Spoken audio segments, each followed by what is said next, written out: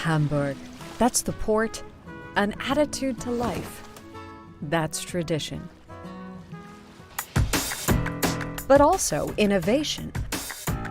High tech. Logistics. Hamburg has everything you need to start a business. Space. Networks. And specialists.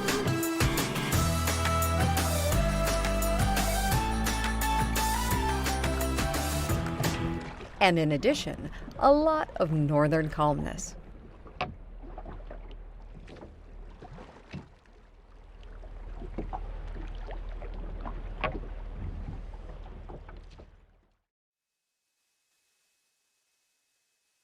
Shalom Hamburg and good morning everybody. On this beautiful morning where we would have loved to be in Tel Aviv, and we are virtually on tour to visit you in Israel and hopefully have a couple of very interesting 2 days ahead of us with lots of sessions, with lots of content. My name is Johannes Berg. I'm the Managing Director of the Digital Hub Logistics here in Hamburg, and you will see my face every now and then, again and again, through today and tomorrow, as I will be your moderator. Enough talk from my side. We have a very special keynote this morning, delivered by our Minister for Economics Affairs and Innovation, Mr. Michael Westhagemann, would like to kick off the day officially. Let's hear what he has to say. Good morning to everybody. Today here in Hamburg we have a wonderful weather. I hope you have the same in Tel Aviv.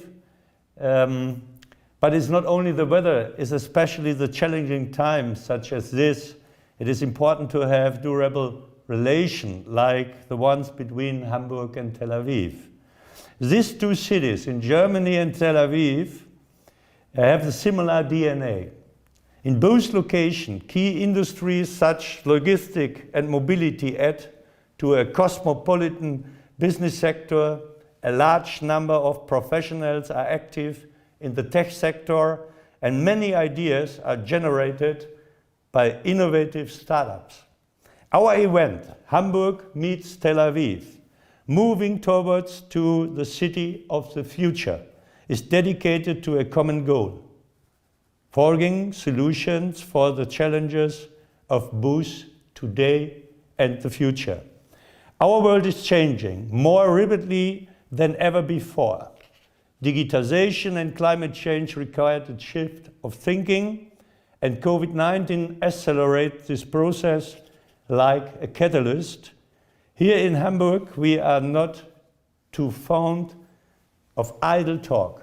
Instead, we ask ourselves, what are the opportunities and how we can leverage these opportunities? The core question is, how do we want to live in the future? To answer to this, startups from Tel Aviv and key players from Hamburg and Tel Aviv are engaging in dialogue while developing, pioneering, and sometimes espousing solutions for livable and sustainable cities of the future.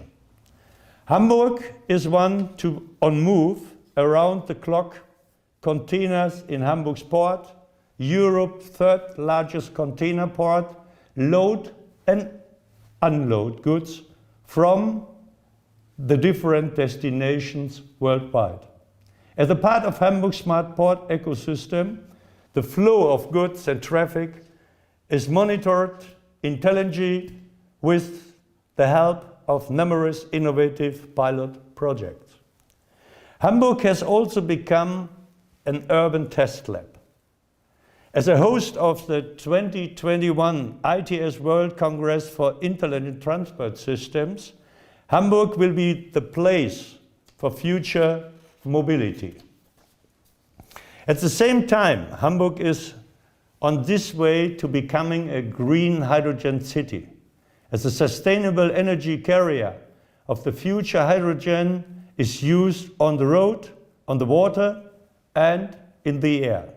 Startups from Hamburg are driving this development. Intelligent logistic and mobility is an important factor in the future. Therefore, we look forward to 2 days in discussing ideas and solutions with our partner from Tel Aviv, helping cities around the globe to leverage the opportunities for the livable, sustainable future. I wish you all the best for the next 2 days.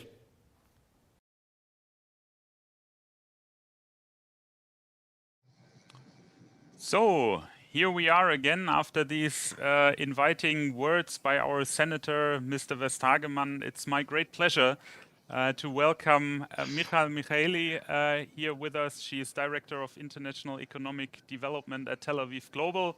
And so to say, the host of this morning, Dr. Rolf Strittmacher, the CEO of Hamburg Invest. It's a pleasure to have you both with us and spend a couple of minutes on some more overarching topics before we really dive into the first sessions. So, shalom and good morning. Good to have you with me. I think 2020 has been a very, very challenging year for all of us. I mean, we're still here on the 1st of December sitting in front of cameras and doing this virtually.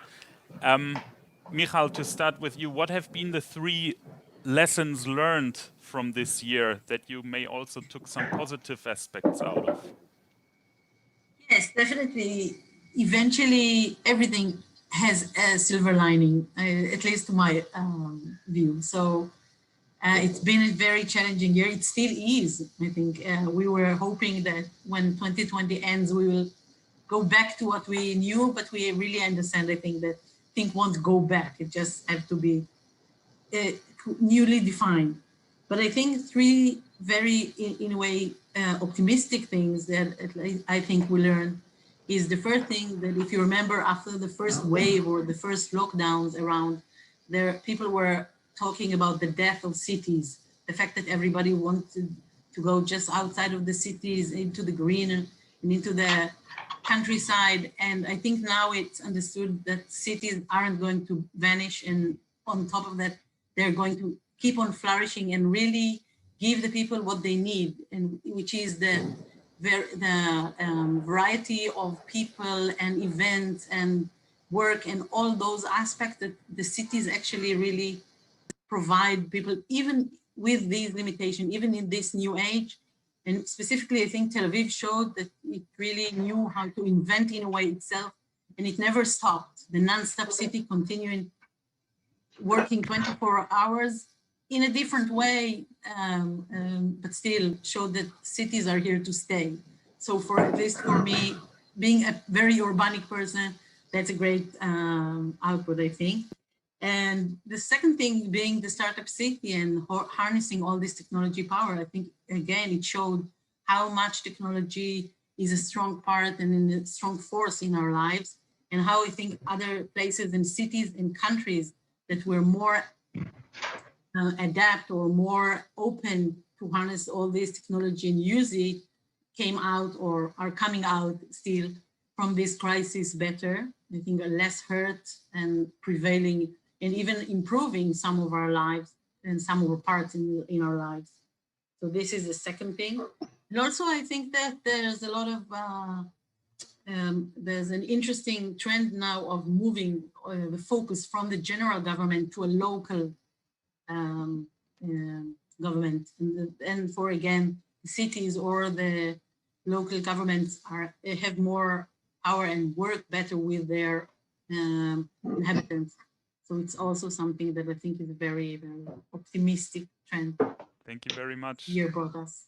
Thank you very much, Rolf. From your perspective, I guess you've run through a lot of challenges this year as well. Less traveling probably than normally, but what did you take out of this year so far? Yes, thank you very much. First of all, a very warm welcome from my side. So, yes, you mentioned it. What are the main learnings? I think we had a strong leap in digitalization of our economy, but also of the economic and the educational and the scientific system. So I think this was a major challenge but we did very well in this context. I think this was the first learning, digitalization. On the other side, we gained a lot of flexibilization of our economic system. So we worked agile, we worked in teams, we worked digital. So in all sectors and all branches, I think this was very important for Hamburg and German economy. And on the other side, we see a strengthening of the Hamburg resilience of the economic system and also of the German system. So we had a strong basis with industry, but we have a very future-oriented sector like logistic, like aviation, like life science, like mobility. I think we learned a lot out of this crisis, and it was a challenge, yes, but it was a chance, and we took this chance. So it was a good year. It's surprising to say this, but it was a good year for Hamburg. Thanks a lot, and I like that positive aspect of both of your answers, despite all the negativity that you hear here and there. That's very good also for setting the road and setting the path of what we'll hear in the coming hours and tomorrow. That being said, we are kind of all in the same boat, right? We're all striving for innovation and new ideas. How can we tackle that together, and what can maybe Tel Aviv learn from Hamburg? What can Hamburg learn from Tel Aviv? Michal, maybe you want to go first on that question. First of all, I think that we can learn and we can really cooperate between every two cities in that sense. I don't think that though Tel Aviv has a very strong technology ecosystem, the fact that we are ranked number 6 in the world or in our ecosystem or others, it doesn't mean that we don't have what to learn. And definitely having a small market and very in a way set apart from Europe or other markets, we have a lot to learn. And I think together with Hamburg, that has your expertise and the specific, even either in the industry or the maritime phases, that we are not that strong, not in those calibers in that, for example. But I think this cooperation can really benefit both ecosystem. And the fact that we have so many startups in the AI and the cyber arena that really provide the services, or Industry 4.0, that can really address the challenges and the needs that your industry or your port and your market, which is huge compared to ours, of course, can really benefit from it, and it can help both cities and reinforce them and increase their resilience. This is the upfront thing that comes. Mm-hmm. Rolf, we've been to Tel Aviv together last year, but of course. Any thoughts on how we can learn from Tel Aviv despite visiting? So as you mentioned, yes, we are in one boat. Learning is teamwork, as I said. So I'm very happy that we are able to strengthen the ties more and more between Tel Aviv and Hamburg. I think we have some similarities, so a strong ecosystem, a strong startup ecosystem. So I think we have to learn, and we learn a lot from each other. We have to establish and strengthen the networks between our two cities and of course countries. So I'm very positive in this respect. So we are we're looking forward to travel or to have a next trip to Tel Aviv, of course. So I think this is the best step we can do. Yeah. And do I want to come to Hamburg? Yeah. Yeah. Well, you're cordially invited, of course. Anytime, Michal. The organizers may already get a little bit sweaty in the back here because we're on a very tight time schedule. Nonetheless, let me ask two more questions. Rolf, rumors have been floating around that the city of Hamburg is launching some kind of new startup award. Can you tell us a little bit about that? Can you tell the audience a little bit about how also maybe some Israeli startups can participate in that? Yes, of course. So Hamburg is one of the few cities that initiated a own startup award, very international and very future-oriented. So we have a strong cooperation with the online marketing rockstars, and we're launching this award in the future fields of mobility and logistics, and of course, green hydrogen is also a topic. So we would be very happy about for applications from Tel Aviv. It's a worldwide, it's a global award, and we look very positive to that award. Wow, that's great. So, Michael, You would like, spread I the would word. like to, yeah, I would love to spread the word and bring more of the Tel Aviv companies to compete and win that, of course. You're more than welcome. Michael, Rolf, I would have loved to talk a lot longer with the two of you. Maybe we can do that the next time you are here in Hamburg, Michael, or maybe we come and visit you again in Tel Aviv once the situation has bettered. Yeah. Thank you very much for your time this morning, and please feel welcome to stay with us during the morning. As we will now actually enter into the phase of today where we'll tackle a little bit more content. So, Michael, Rolf, thank you very much. Thank you very much. Stay safe and stay sound. Thank you. And, Thank you very much. And have a great 2 days. Thank you very Same much. to you. Thank you. Yes. Take care. Thank you very much. Bye-bye. Bye-bye. So, before we dive into the maritime world and a very exciting panel, I would like to let you know how you can provide us with your questions, your thoughts, your feedback, whatever comes to your mind. Because this is kind of a television program for you today and tomorrow, but you can actively participate by going on menti.com or simply scanning the QR code that you see here, and then enter the number 2939407. And the rest is more or less self-explanatory, and you can then participate in asking questions to the panel, to the audience, to the moderator, of course. Now we'll watch a little video again, and then it's time for me to get a cup of tea, while my dear colleague Veronika Reichboth will have the pleasure to moderate a panel on what is really at the heart of Hamburg and also Tel Aviv. It's the harbor. Enjoy the video and enjoy the panel, and don't forget to ask your questions via menti.com.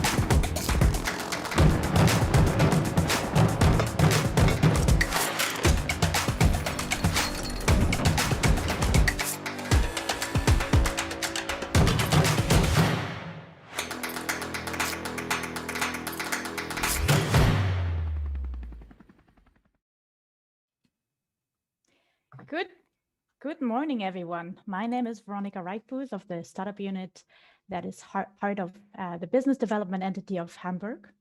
And I have the pleasure to introduce you to the first panel of today called Maritime Innovations for Smarter Cities. So we have a brilliant panel with us this morning, who I would like to introduce to you now. So first of all, live from Israel is Anan Carmeli, who's the co-founder and managing partner of the DOC and VC fund investing in startups which address challenges in the maritime, logistics, and offshore sector.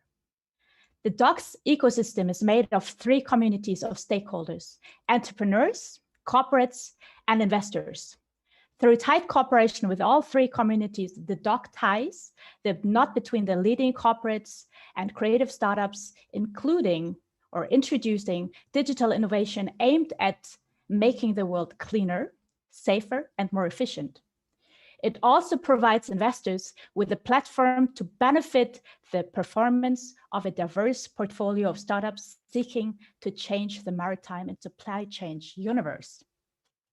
Second, from Hamburg, I have Marius Eschen with me, who is the head of digital trend management and new business development at the Hamburg Port Authority, and Hamburg also known HPA. His role is the implementation of digital strategy, identification and development of new business areas and models, management of startup corporation or innovative companies in the digital sector, acquisition and implementation of digital research and development projects. He's also in the digital association, the Interface Society, where he organizes various events. And with the Gründerschnack, Founders Talk, translated, he has also created a new event format, which is anchored locally in Hamburg as a young impulse platform for founders. And then a startup from Israel, we have Aidan Cohen with us this morning, who is the CEO of Pick-a-Peer, an innovative technology company that is creating the global standard for service-oriented and sustainable recreational maritime travel. Aidan previously worked for the Tel Aviv Jaffa Coastal Management Company that manages the marinas and was the direct contact to the manager of the Tel Aviv marinas. He served as the Chief of Operation and Administrative Officer in the international consulting firm and has a degree in communication from the Interdisciplinary Center in Herzliya. Aidan also serves as a chairman of the Marine Innovation Association and a full member of the ICOMIA, the International Council of Marine Industry Associations. And then last, we also have one more person from Hamburg. Michael Maas has joined Kühn & Nagel in 2006 after having worked with German steamship company Hamburg Hapag-Lloyd for many years, and where he had also started his career in the shipping industry. At Kühn & Nagel, he'd been the managing director, at Kühn, he'd been managing the Europe and Asia trade for sea transports for 13 years. And in November 2019, so last year, he took on the newly established global position of sustainability solutions in the sea transport business. So please welcome with me all of these four speakers this morning. And I'm very glad that you're with us this morning. Coming to the first question, which is addressed to all of you. So your daily routine are innovations in port and shipping. And where do you see the most important developments in the coming years? And it would be great if you could mention 1 to 2 examples. And I would like to start with Hanan. Okay, very good. Thank you very much, Veronica. A general comment. It's a pleasure being here. And I believe that here in Israel, we have seen corporate Germany already involved in high profile in many areas of R&D and innovation. And I'll mention BMW and Porsche and SAP, of course, and Siemens, RWE. So quite few corporates which are already here in Israel benefiting joint innovation. And I definitely like to see the maritime sector follow suit as well and be present here in Israel.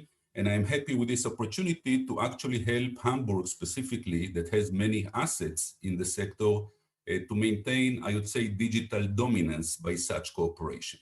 So we're happy to be here. As to your question, I'll say a couple of things. First of all, what we see in the doc in terms of the future, the coming few years, is a digitization taking place in all aspects of the maritime sector. And this includes operational aspects of ports operation and shipping operation. We also see supply chain throughout, a lot of digital solutions being addressed or presented, and also environment and safety. But there is one thing which becomes very clear, and this is that the main advantage or the main breakthrough is going to be with anything that has to do with artificial intelligence, deep learning, with the availability of data around us, this is only a matter of time and is already happening, where a optimization is taking place in all different aspects based on AI, IoT, and the learning systems. And this is what we believe will see the main breakthroughs. And to support that, just to finish my answer, to bring one or two examples, I'll use some examples from the docs portfolio. So Orca AI, Orca is such an example of a company that presents artificial intelligence in order to help the officer on duty, on deck, in the bridge, make the right decisions, similarly to what Mobileye does for the cars, Orca does for the navigation and collision avoidance of vessels based on artificial intelligence. So this is one example. And maybe the other example in the logistics area is a company called AI Doc.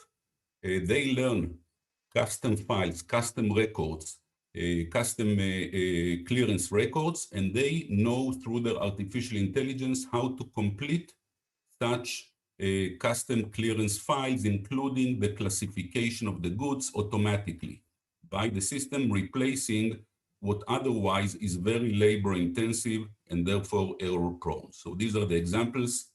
Back to you, Veronica. Thank you. Marius, what do you say to this? What are your two developments? Yeah, hi Veronica, and hi to the audience as well from my side, from Hamburg, or I'm in Lüneburg at the moment. But nevertheless, I want to give you some answer to your question.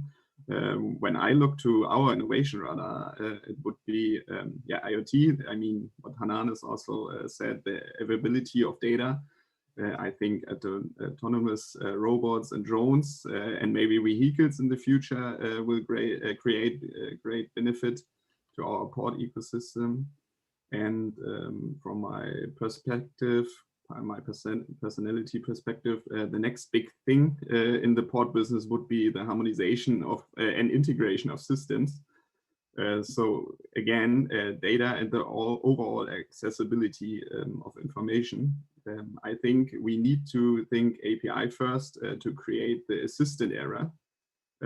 So to reach a high level of automation in digital services as well. And what was the question again? two use cases. I want to bring in one example from our port business or from our smart port program, where we, for example, get real-time information from the infrastructure by implementing some sensors, and to use this data would be, I think, necessary, and that is, for example, one example. Yeah. At the moment, I don't have a second example with me, but maybe let's see in the later discussion. That's fine. It's fine to just mention one example. Thank you. And then Michael, from a Kühn + Nagel perspective, what do you maybe have one or two examples, and where do you see the current innovation of ports and shipping? Yeah, thank you very much, Veronica, and good morning to all of you, also from Hamburg. As you may know, Kühn + Nagel is a worldwide logistics company, and the sea freight transportation is a major cornerstone of our core business. We are moving more than 5 million TEUs across the globe worldwide. So we are naturally connected to the ports, of course, not as a direct customer, but more or less on behalf of our customers. So the ports play a major role for us, and the subject of innovation is, of course, very important for us as well. The ports are a major part of our transport routes and are, with the ever-growing trade, despite the COVID pandemic, are, of course, also sometimes a bottleneck for us because the infrastructure has to be modernized on a constant basis. I think, therefore, it's very important to have the respective steps being taken in terms of modernization, in terms of digitalization, to follow the respective progress. This will be, I would say, one of the major tasks, especially for the port operators, in an admittedly very difficult time where there is a lot of loss of revenue due to the pandemic, a lot of investments to be taken, and being located here in Hamburg, we know, of course, we are very proud of our port, of course, here in Hamburg, but we also know that there is a big challenge. There's a lot of competition, especially here in the North Range. We really hope that this innovation process can continue in order to remain competitive. Thank you. So now we heard two or three opinions already. I'm very excited what the view of an Israeli startup is. So Aydin, what is your view on this? Or maybe you can also provide 1 to 2 developments. Yeah, thank you, Veronica. I'm really happy to be here today together with you guys, and also together with Hanan, one of our very first investors in Pick-a-Peer a few years ago. I came here today to talk more about ports in terms of recreational boating industry, and I want to start with breaking some myths. This will be some of the examples. So boats are not that expensive as people tend to think. Although operation side, like berthing and the maintenance, this is the more expensive part and complex part. The recreational boating industry is really fragmented, works different in every country. There is no standardization. There are outdated management methods. There is a lot of lack of data, and some marinas still work with faxes.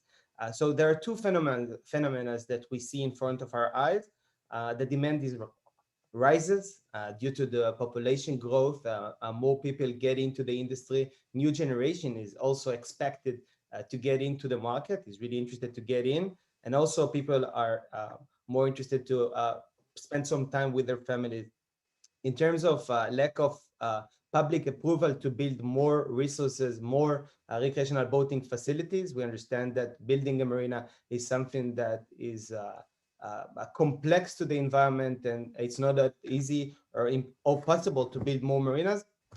So two changes are happening. First one, already discussed about the digital transformation. Many sectors are digitalized, and also the recreational boating is now starting, and also marinas need to follow suit.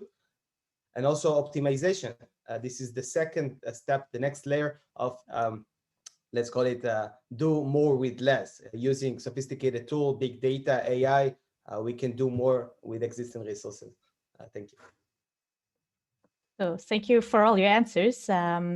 So just a few points that were mentioned: digital transformation, especially in the marinas, as you mentioned. There's more integrated systems, data optimization, IoT, AI. Those were a few terms that were mentioned. And if we now together take a look into the crystal ball, let's imagine we're 10 years from now. Where do you see ports in 10 years? Where do you see the shipping industry? What innovations are current in 10 years from now? And what has happened to the relationship or the service relationship between port, shipping, and logistics? Michael. Thank you. Yes, again, I would say that the innovation process will be a major driving force in this regard. And what will probably come addition to this is the environmental change, because this is also going to affect the maritime industry to a large extent. We have seen the first political moves being taken by the European Union, where the Green Deal is also going to call for maritime participation, whereas this is only, let's say, a regional thing. I'm pretty much convinced that this will turn into a global thing, probably pushed forward by the respective organizations, like in our case, the IMO, that will be. And this will also have a huge impact on the ports, I would say, because it will require respective investments it will probably also require a lot of changes in terms of technology. The whole, I mean, people have to keep in mind that the whole propulsion system which is in place right now, the heavy marine fuel which is being used still nowadays based on fossil fuels is going to be replaced in the next 10 to 15 years, hopefully. Lots of things are in progress right now. There's a lot of research going on, but I think the main message is that there is no way back. And for the ports, this will then also mean, you know, to be prepared in order to handle this kind of a new technology, same as many ports had to be constantly prepared to keep actually track of the development of the ever-growing size of the vessels. For instance, when you look at the container vessel development, huge technical innovations were necessary to stay in the game there actually. I would foresee the same part, for instance, based on the environmental development in this industry. Thank you. EU taking steps to make the maritime sector more environmental friendly. Lots of research, smaller vessels, maybe. Anan, what's the take from an Israeli perspective on this? Well, I believe that any EU standards or IMO standards will help digitization, because I agree with Marius that one of the main areas is how to harmonize everything and how to make all the point solutions work together. And we believe that any intervention by a regulatory body, if it brings about common language, and it brings about standardization, it allows for better harmonization and better optimization between the different units in a way very much like allowing what Picapir is doing, a portfolio company of ours here on the line, which is harmonizing everything around the marine operation. In order to do harmonization in any area, you need the intervention of EU entities, the international maritime organizations, etc. So that will help in that respect. I don't know, Marius, would you like to add something to that? Yes, for sure. All in all, I want to mention that the question is really tough. I mean, nobody can know what in 10 years will happen. But I think, or we think, as I mentioned in the question before, that port as well as shipping industry will dramatically more interconnected, customer-centric, and more user-friendly, if I could say it that way. And for that case, I think that all the legacy systems and not open mind patterns of thinking must be removed. Yeah, that's easy to say, but hard to do, I think. But yeah, all players in the global supply chain must work together more closely. And otherwise, I think we will be, or some of us will be maybe displaced by someone who is controlling, on the one hand, the global supply chain, or will work together. Maybe a little wink to Amazon, Flexport, or Alibaba, and IBM with TradeLens and other platforms. I would say that there are two massive change or technological revolutions that I hope to see, and I think we already see in few places around the world. Marinas play a major and important part of the city, the local ecosystem, and it will be more digital ecosystem, and it will be more interconnected to the city in terms of expectations. So marinas, some of them are municipal and some of them private. The expectation of communicate better from both sides, it will be a major key to the future to succeed for the marina operators, and also in terms of the market expectations. We also see autonomous operations. Boat will become more autonomous, it will bring a huge infrastructure change that marinas will need to adopt. So actions will need to perform by technology. So today we see that we talked about that the boat became cheaper. They become also longer and wider, and infrastructure need to have a solution. So we believe that the digital transformation will take a major part with this.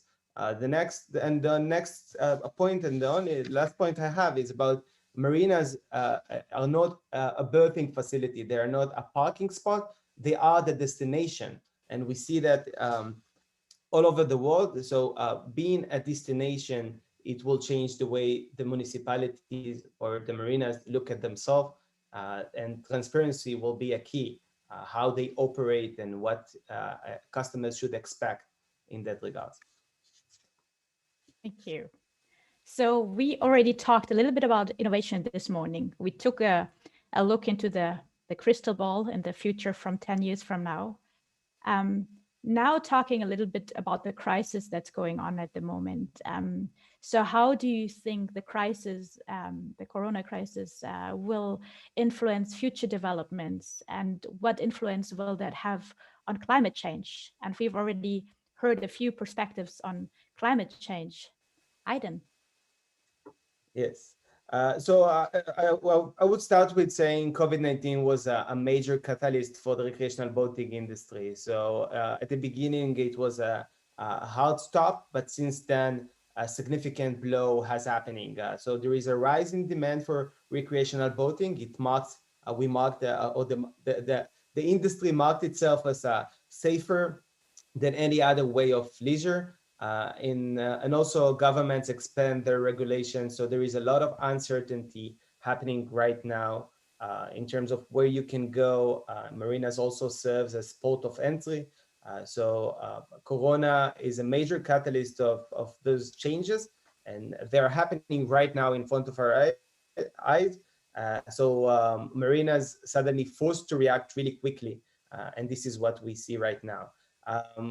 There are some things that Corona is also changing, is an economical driver for numerous coastal communities. So there is more demand, more people get into the market.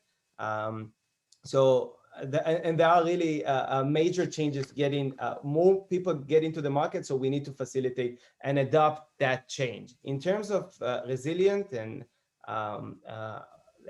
market or climate change, coasts are at the forefront of the climate change impact. Sea level rise in terms of infrastructure changes as well. And also in Germany, you know that the boating season is really, really short. So all those changes, what we need to adopt is digital transformation, collecting data in the right way that marinas or municipalities or operators will have better tools to get better decisions. Better tools, better solutions. Michael, you took on your current position in 2019 called Sustainable Solutions.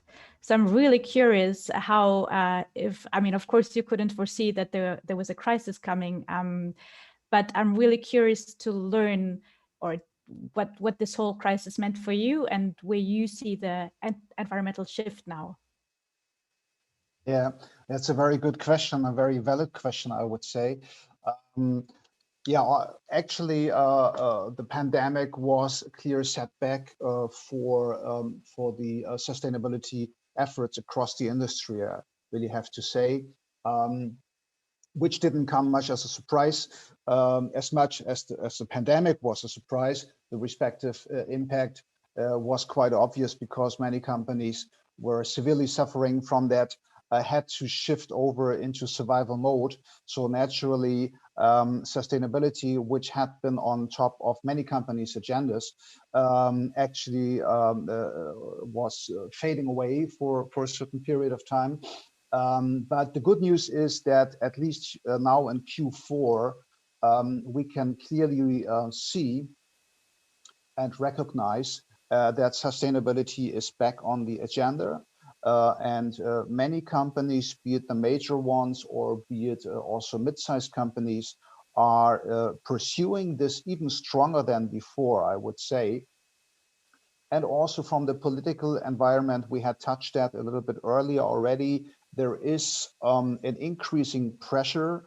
We will also here in Germany be seeing as of Jan 1st, the first steps of taxation in regards to CO2 taxes, also affecting the private community.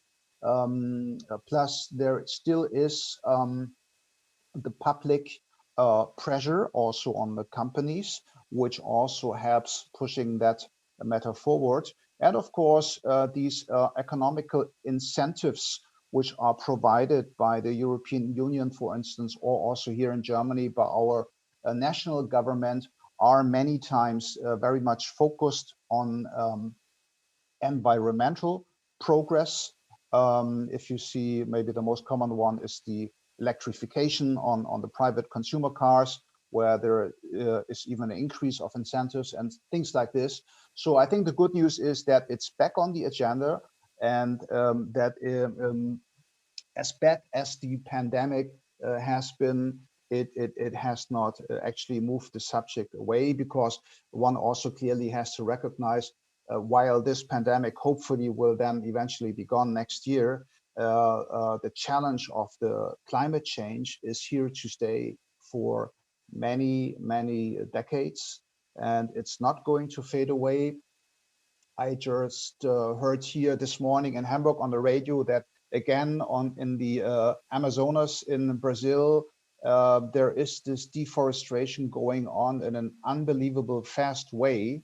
And as long as this continues, we are going to see this challenge, and we have to take the respective countermeasures. I have received a question from the audience that is actually fitting quite well the subject. And I would like to address the same question to you as well, Michael. Can AI help to make maritime industry more climate friendly? Yes, at the end of the day, yes, absolutely. Because, you know, climate friendly measures don't come for free. You know, it is very easy for everybody to stand up and say, you know, I'm in favor of that, you know, but, you know, at the end of the day, the bill is going to be paid at the end of the day. And in our shipping industry, especially when we look at the major global routes where we, for instance, as Kühn+Nagel are very much involved, you have to keep in mind that it's not too long ago that you could ship out a container from Hamburg to Shanghai for a cost which was less than a local trucking within the city of Hamburg. Yeah, to put that into perspective. Yeah, so everybody was actually used to a very cheap price level. Yeah, and the message is, and that is maybe the downside of this nice story, that at the end of the day, the people, and here I figure that the question is being asked from a consumer, from a private consumer perspective, and not from a business person. Yeah, then I would say yes. Also, the private consumers will have to take their share,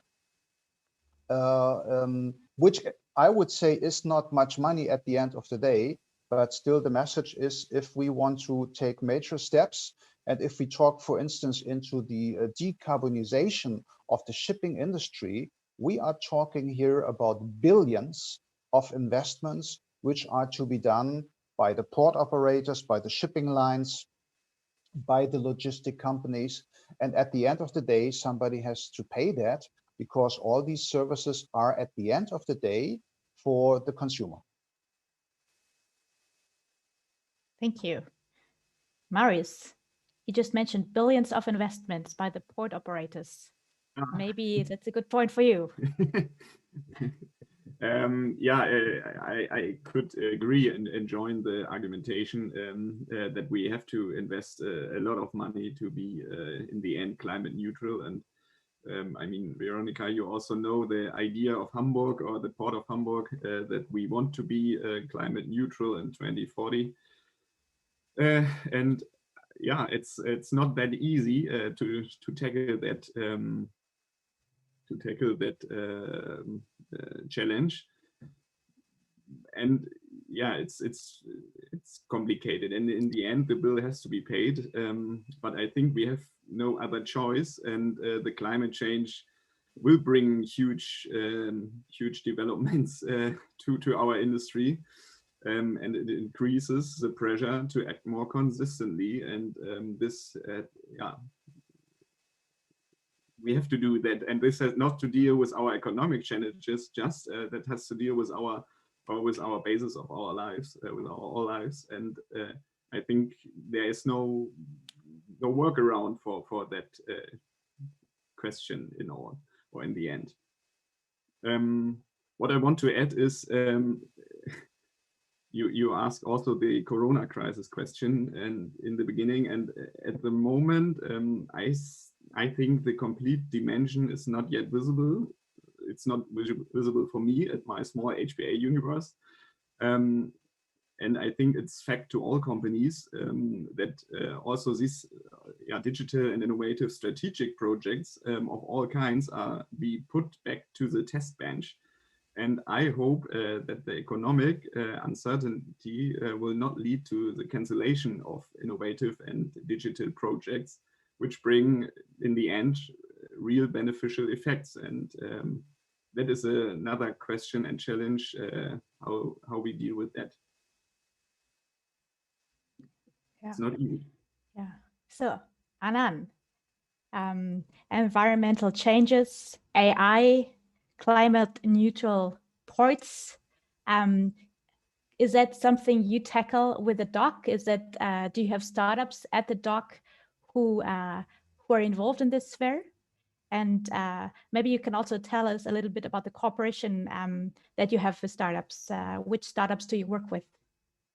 Okay, so that's a long question. I'll try to address all the points that you mentioned. So in terms of environment, I'll say absolutely yes. First of all, what we see in the market on the startup side, there are many startups which are tackling head-on environmental issues, such as how to quickly deploy booms in order to control spillovers of oil, etc., or how to monitor emissions. So these are startups that we see doing pretty well, which address specific environmental issues. But we also see an interesting angle from the investment community. There is one LP who is in discussions with us that is very much interested in the whole area of offset of CO2, offset of emissions, the whole balance sheet, carbon balance sheet issues, coordinating between different entities. So that's an interesting angle for an LP to look at while making investments in funds. I'm talking about limited partners or investors in the fund. So we see interesting environment from all ends, from the startup as well as from the investors' side. So that's on the environment.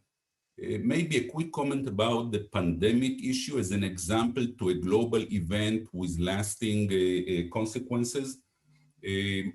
On the market side, some areas were more devastated. I'll mention something which is within our universe, the cruise shipping. The cruise shipping business was devastated by the corona, no question about that. But port operations and shipping proved to be resilient. I mean, they did face issues of crew changes, etc., but proved to be resilient and critical infrastructure that had to reinvent itself in certain areas. And startups took note of that. My last comment will be that startups proved again that not the strongest survives, but the most adaptive survive. And quite few startups saw an opportunity here in the fact that the offices are closed and it's difficult to move papers around because of all the social distancing, and therefore things became more digital. A clear example of that, again from our portfolio, is a company called Wave, bill of lading. I mean, they do electronic bills of lading, and they saw a lot of prosperity from the fact that companies are tending to move now from paper to electronic bill of lading in accelerated rates because of the pandemic. So that's an example for that trend. Thank you. And I've just received another question from the audience towards you, Anan. Have maritime innovations, especially in regards to sustainability, rather received a pushback during Corona pandemic? Well, I would say that a byproduct, maybe there was a pushback on startups which are doing heads-on solutions for environment. But there are many other startups that are helping the environment as the byproduct of what they do. Whenever I'm talking about replacing paper with electronic forms, then there is no question that there is an environmental consequence of that by cutting the usage of hard paper, hard copies of paper. So this would not be a startup that addresses environmental issues, but whatever they do, a side product of that or a byproduct of that is a positive impact on the environment. And in that respect, there was no slowdown of the pandemic. To the contrary, startups that offered replacement of paper are doing well because of the COVID-19. And there is that indirect link to the environment that I mentioned before. Thank you. And then Aiden, from your perspective as a founder, as an Israeli founder, which framework, and then maybe a political framework or general framework, do you need to make maritime logistics impactful and sustainable?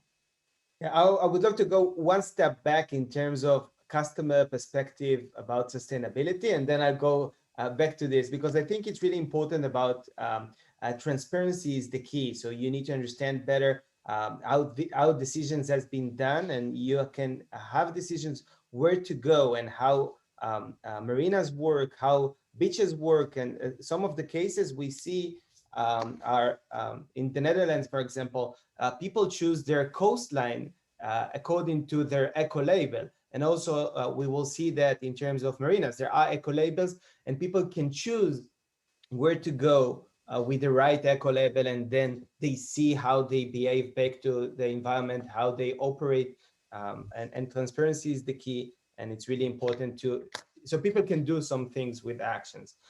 In terms of your questions, what are the decisions or how we can get a framework in terms of a national, so there are two layers over here. Like how we can make it impactful. Can you rephrase the question or re-ask it? Sure, you may just answer the question you have in mind. No, the question was, what framework do you need to make maritime logistic startups more impactful and sustainable? Yeah. So there are two layers for it. One of it will be national governments. We understand that the framework would be decisions need to be based on data. We understand that our governments understand that they have some blind spot and they want to get this data and they want to work with startups. So the ability to work with startups and actually understand that we can help governments, this is a crucial thing from our side. I think this is the most important thing, the ability to work with governments and public sectors, and also be really quick and help them to get the decisions that they need. Okay, thank you. So I believe all of you work with startups or have a startup. So when talking about your businesses, what role do startups play, or what sorts of cooperations do you have with startups? Michael. Yeah, good question. I would say, honestly speaking, and I hope you don't mind me saying this, Kühnenlager is a company which is full of startups. You know, it is a very, from its structure, it's a very unusual company, I would say. And I can say this because, you know, I was coming from Hapag-Lloyd, one of these traditional Hamburg-based shipping companies, completely differently structured. Yeah, basically, because we have been undergoing if you like, 180 degrees turnaround in the last years, and defined for our, logistics industry something like shipping 2.0. There had been probably more innovations than in the past 10 years before. So basically, I had noticed the initial questions about startups, of course. So basically, generally speaking, we are always open to any possible new additional ideas, maybe those which we haven't had ourselves yet. It is a very dynamic process, and I would say whatever is maybe not on our radar today might be on it tomorrow. So generally speaking, if there are any ideas, anything from the outside coming up from startups as new ideas towards us as a company, we are always happy to look at this. I think it's very important to always have an open mind on that. So I think Alan and Michael, you should talk after this more privately, maybe. We will. And then Marius, how is it for the Hamburg Port Authority? Yeah, also to be honest, many departments currently avoid working with startups, I would say.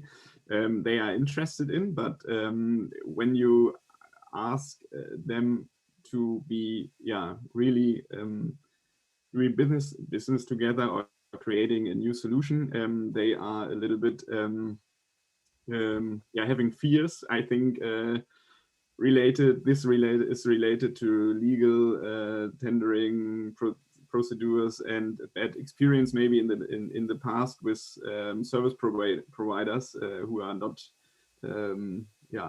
creating the right benefits to their questions. And so it's also our role to motivate the motivation with the departments to work together with startups. We're doing this in research and development projects. And we are as a company as a whole are also open to work together with startups. But in the end, the departments has to decide if they will do the work together with a startup or not. And sometimes some experts are really looking on the references, and when there are not that much references, it could be heavy to get to work. But do you find this is the case because the Hamburg Port Authority is a public institution, or where do you find the difficulties in working with startups? Yeah, I think that is one point, and maybe the other is that we're working with public money, and it's hard to invest public money to companies on the one hand, and on the other, I think we need to get more closely in contact with startups, and we see more beneficial effects to our services or our products. And at the moment, there are ideas of solutions, but not well proved solutions in that complex ecosystem of a port. I would like, if I may, Veronica, offer our perspective, because listening obviously to you, Marius and Michael, you are representing corporates, very innovative, but corporate side. And Idan, of course, is representing the startup side. We get to see things from sort of the middle between the corporates on one hand and the startups on the other end. And a lot of what we find ourselves doing as a thematic venture capital fund is translating between two languages, the operational language of the corporate world and the high-tech language of the startup. Now, sometimes the startup is speaking pretty fluently the language of the corporate. In the case of Pick-a-Peer, which was born and raised for the maritime sector, obviously they speak the language. But there are hundreds of startups which have great solutions for the maritime sector, and they don't even know about that. Somebody needs to make the two ends meet together. And in a way, we find ourselves doing the translation back and forth once we understand the challenges and the needs in the market to actually find interesting startups that have a good solution for that, and they didn't even know about that before. That's the beauty of what's called open innovation. So that's, I believe, a perspective from the point of view of a thematic VC fund. Speaking the language of the corporates, Aiden, maybe you can give us a few examples of corporates, companies you're working with. And you may also give somehow of a pitch of what you actually do and what kind of customers you're looking for. Yeah. I would say about if I'll talk specifically about the recreational boating industry and what we faced also here in Israel, and we see that in a lot of places in Europe. I would say that one of the biggest challenges working with counterparts on the other side that they work from the municipality or publicly owned, and there is a built-in clashes between a municipality-owned regulation-based marina and a recreational boating industry. You come with your boat, want to have the leisure time with your family, and you meet a municipality-owned or let's call it a public-owned marina. So there is a base clashes that what we need from the other side is more out of the box thinking from our counterparts that want to change, want to be more transparent, want to work on a better way to change or to adopt or to utilize whatever exists to become better. So it's really important, and we see the shifting happening from other sides, from the municipalities and from the marinas themselves, and it's really interesting shift, and we need more of those changing thinking. What we are looking more in terms of future, or what we try to build, is a very let's call it an accurate picture of what is going on inside the recreational boating industry. There is no stream of data, online data, and this is something that the industry is lack of, and we want to build a better picture, and we can collaborate with more partners on those aspects as well. Thank you. I would like to shift this angle now and give the floor to the other three panelists and ask them kind of like a reverse pitch of what their specific offer for startups is. So I would like to start with Marius. Yeah. I heard in the morning or yesterday that it's not possible to share some slides, so I will try to do that on a verbal way, but I think it will also work.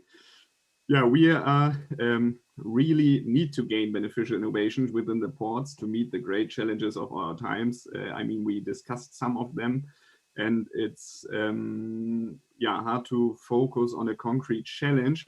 We have to investigate questions like these with our experts and departments in the future, but we want to create wait, just a little second. I need to switch to my slides to do the presentation pitch for you. No, but I think we want to create a community where we bring in innovative people and startups with our port stakeholder or port players. And our concept of, I want to add that word, home port, is a vision for a smart, climate neutral port that is common to all players. And with our initiative, we want to let the new Hamburg grow. So that should be the nucleus, and the USP is, on the one hand, a real life testing ground in the port. But close to the city. It's also mentioned that the interconnection will gain. And on the other hand, the chance to showcase and demonstrate innovative technologies that enables collaboration, experience, and as well networking in various topics. I think also the showcasing is really important for the shipping industry and the maritime industry in total, to see that innovative ideas really work. And to mention that, you can become part of this initiative and the community, and to set the course of the future of the maritime industry in the port of Hamburg with us. Because we think without a real life testing ground, there is a risk of lagging behind other cities and ports. And with our home port effort, we create a sheltered space where innovative ideas and future products and services could grow, and avoid that, they would only be tested and developed abroad. So real test bed for ports, and all sorts of startups can apply, and they have to get in touch with you for this. Yeah. Perfect. And I can already tell you there will be more of this next year, and we're cooperating on another project called the Future Hamburg Award. So exciting. Michael. It's really exciting, and get in contact with us. Sorry. Perfect. Michael, what's your specific offer for startups? And what sorts of startups are you looking for? As mentioned already, we are a very dynamic company in this regard, and because of our own structure, we have a lot of kind of startups within our company already. So I don't have any specific example here, but I can only encourage everybody to also take a proactive step here. Kuehne+Nagel is a well-known company. You have a lot of opportunities to make yourself familiar with the structure of our company, with the focus of our company. I think because of our very open mindset, we share a lot of what's going on within our company with the public.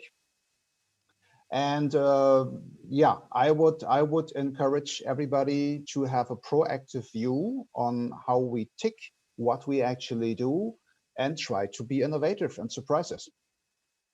That sounds like a great invitation. So have a look at the structure of Kuehne+Nagel. Blink, blink, they're already working with a lot of startups. And you may contact Michael Maas for this, I guess. Or who would they contact? Yes, because I'm representing here my company in that session. I think it would make sense. And please feel free. Yeah. I will check with you next week how many emails you received. Okay. Great. And then Anand, you mentioned before a little bit about the doc. Maybe you would like to add something. What kind of startups you're looking for?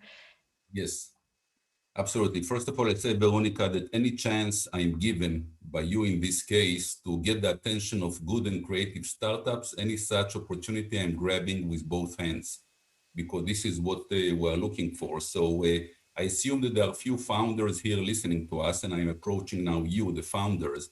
If you are looking for an independent platform to help create value, then we are the best solution, we believe, because the best of all worlds in a way, because not only we have access, or we provide access to funding, but also we have significant knowledge and a network of corporates that is working with us, but yet we are unbiased. I mean, we are not a corporate VC. Those have their own advantages, but we are an independent platform that provides the access to funding as well as the networking in an unbiased manner. And we are glad to be approached and to consider or explore synergies in order to build value together. So we are calling upon anybody that is listening here and believes that they might have a solution for any of the challenges in the market to talk to us. And it can be either me or Noah, or better yet, our website, which is www.thedocinnovation.com. There's one question from the audience as well for you, Anand. What recommendations can you give to startups entering the maritime field?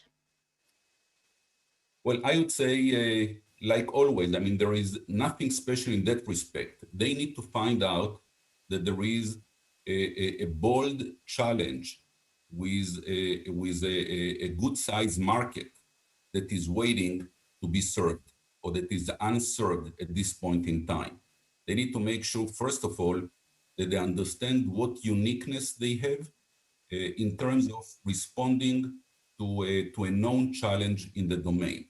And again, whether they speak to any of the corporates here on the line or to the doc, this is something that needs to be validated.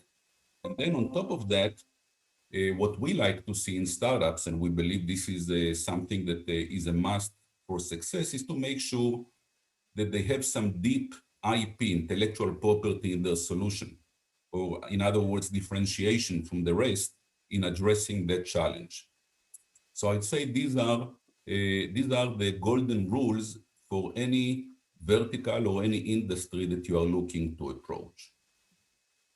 Thank you very much. I would like to end this panel now. It's been a pleasure with you. It's been a pleasure to moderate the first panel on Hamburg meets Tel Aviv, having both views from Tel Aviv, from Israel, from Hamburg, from Lüneburg on the maritime industry. Thank you very much. Have a lovely day. And I'm very excited what comes out of this discussion afterwards. Thank you. Thank you. Thank you. Have a nice day. Thank you. Bye. Well, thank you very much, Veronica and gentlemen, letting us know a little bit about the maritime innovation field. And I have to say, maybe some of you saw the background picture of Michael, the sea explorer. Our Hamburg-based sailor Boris Herrmann probably belongs to the fewer ones traveling these days, but not on a normal mode of transport, but on a sailboat all alone around the world. He's participating in the Vendée Globe, and I've just saw a video this morning that he's in the Southern Ocean at the moment at very, very hard weathers. So we can be happy to sit back, relax, have a cup of tea or coffee and watch this nice morning program. Before we dive into what Tel Aviv and Hamburg have to offer in terms of aviation, a slight reminder to go to menti.com and to not overflow with all these maritime questions. There's a new channel, 9342067. Once again, scan the QR code or go to menti.com. And then the lady who will be moderating the session coming up is happy to receive and ask the questions. All I can say is that you will be charmed over the next hour, because that's the name of our dear moderator, my friend in Tel Aviv, Charm Rickover, will guide you through the session on aviation under COVID-19. And we will see you again in 1 hour. So here you go. Welcome, Charm.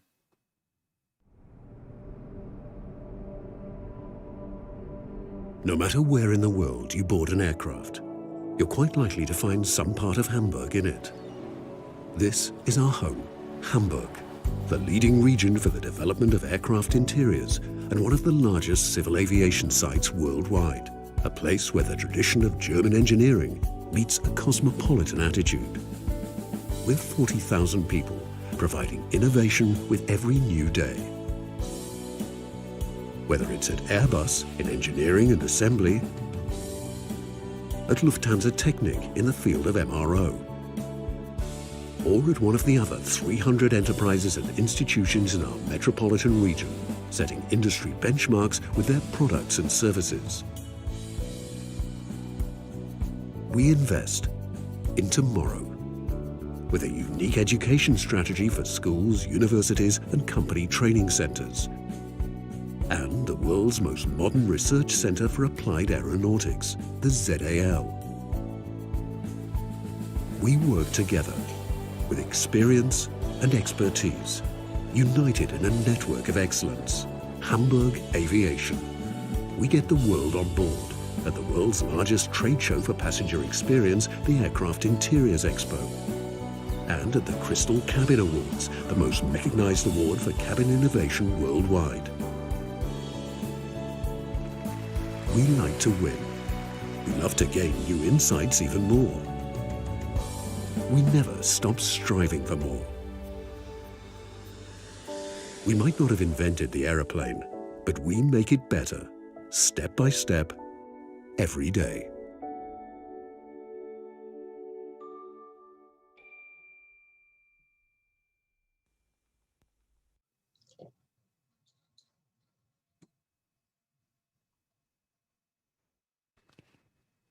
Charles. Hi. Hi to everybody. Good to see you here, virtually, of course, in those interesting times.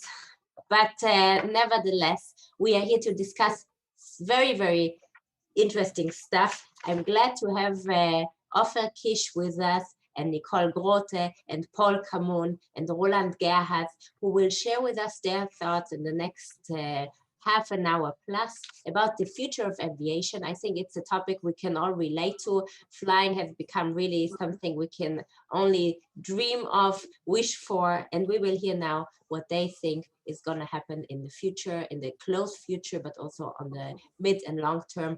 And I'm excited to hear all your insights. Now let's start with you introducing yourselves. We do not go today by ladies first, we go by Lufthansa first. So Ofer, please be so kind, introduce yourself and say a few words about Lufthansa in Israel. Yes, good morning from the Lufthansa office in Tel Aviv. I would like to welcome everyone, at the moment not on board, but at least for this panel, which will give me some opportunities to tell you about the deep crisis the airline and aviation industry is at the moment finding itself. I would like to give you a status quo about the Lufthansa Group in Israel. You know that Lufthansa Group in Israel is generally flying in good days to all our hubs in Europe, Frankfurt, Munich, Vienna, Zurich, and Brussels. Unfortunately, since the pandemic started in March this year, we are operating only 15% of the capacity we used to fly in the past, which is a reduction of about 85% in the number of flights and number of seats we are offering in the Israeli market. It is definitely a dramatic decrease. Our aim is to operate a stable timetable based on the demand which is coming from the market. And the demand is very low at the moment. The huge number of travel restrictions opposed by the different countries and the different corporates, plus the natural fear of the travelers during such a period, of course, is lowering the demand to the minimum level. So we are operating now, we are meeting the demand which we have in the markets, but unfortunately we're at the level of 15% of normal time. Definitely something we should worry about, but this is the current situation. Thank you very much. And indeed, it's a very complicated situation to fly at the moment with all these international different laws. To you, dear Roland, please be so kind and also introduce yourself. Give us, what is ZAL standing for? Yeah, ZAL is a German abbreviation for Center of Applied Aeronautical Research. And the keyword is really applied research. So we call ourselves the Silicon Valley of Aviation because we are running one of the most advanced tech centers here in Hamburg. We have more than 600 people from 30 different partners working under one roof, developing new innovative ideas, new technologies. We do have a lot of hangar space and lab space to do research hardware-based. So we really make things happen. So we're really looking into application of new innovation and technologies. And one of our key topics is really here to collaborate in an open mindset. So it's open innovation spirit we share here all together. And because we think that people interacting with each other is really the key element of advancing new technologies and new innovation, to be creative, to be open about new ideas and to advance our industry here. So we have all the partners from the universities to startups, supply chain companies, and the big OEMs like Airbus and Lufthansa Technik here, which are based here in Hamburg, of course, as companies being in or as partners in our building here. So it's really a shared technology center. And it's one of its kind in the world because it's really the new spirit we're trying to develop here. And it's working quite well. Even with the COVID-19 times, there's of course a lot of changes, but nevertheless, there's a lot of focus on new technologies right now. And we will come to that later, I guess. Yes. Green aviation is one of the key elements, and we're doing a lot of research on that topic as well. And the other topic is health tech, which is a rather new topic, of course. But it's not only the technical topics, but also the way of working we share here. We are very keen indeed to hear what those technologies are you working on. Just one short question. When your partners, such as the aviation companies right now, or the universities, work a little bit less, does it mean that you work also less, or you go same full gas like before? Actually, it's full gas because there's a lot of focus now on research. So even though there are less flights and less aircraft being manufactured, there's a big focus on technology development. So there are governmental support programs here, technology development programs from the German government, but also from the EU. And these programs are ramping up quite steeply. And we have a lot of stuff to work on with respect to these technologies. So of course, there's some ramp down in manufacturing technologies because there are less aircraft manufactured at the moment, less aircraft maintained. So of course there is some ramp down with respect to that. But other areas like hydrogen and health tech are improving. So we have more or less a level, a constant level of work. The way of working is a little bit changing because the interaction is so important. We had a lot of events in the past where we forced people a little bit to interact. So like the lunch connection, where we had a free lunch for everybody, like a weekly barbecue where people meet in the building. This is of course not happening right now. So we are trying to change that into a digital formats, which is quite a challenge. Zoom fatigue is just one of the keywords there. To make this happen, it's quite a challenge for us. We are trying to work hard on that to make people interact, but it's a big challenge, of course, with digital tools now. But it's working. Great, thank you very much. Nicole, welcome to our panel. Same for you, please introduce Bolloré, yourself. What is Bolloré? Okay, so yeah, my name is Nicole Gotha. I'm working for 5 years now for Bolloré Logistics, and we are belonging to the French Bolloré group of companies with a yearly turnover of 1.3 billion euro and around 84,000 employees in 129 countries. So you can see widespread it over the world. In the logistics sector, Bolloré is offering global supply chain solutions involving all means of transport, also where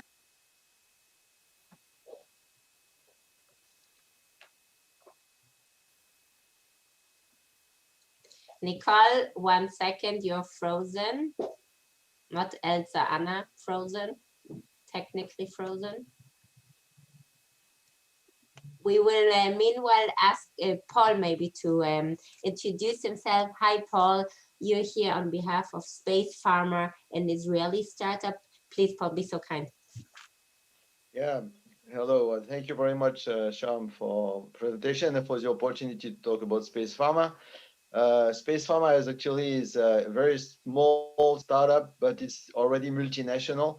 It's incorporated in Switzerland with the main R&D center in Israel in Herzliya, close to Tel Aviv.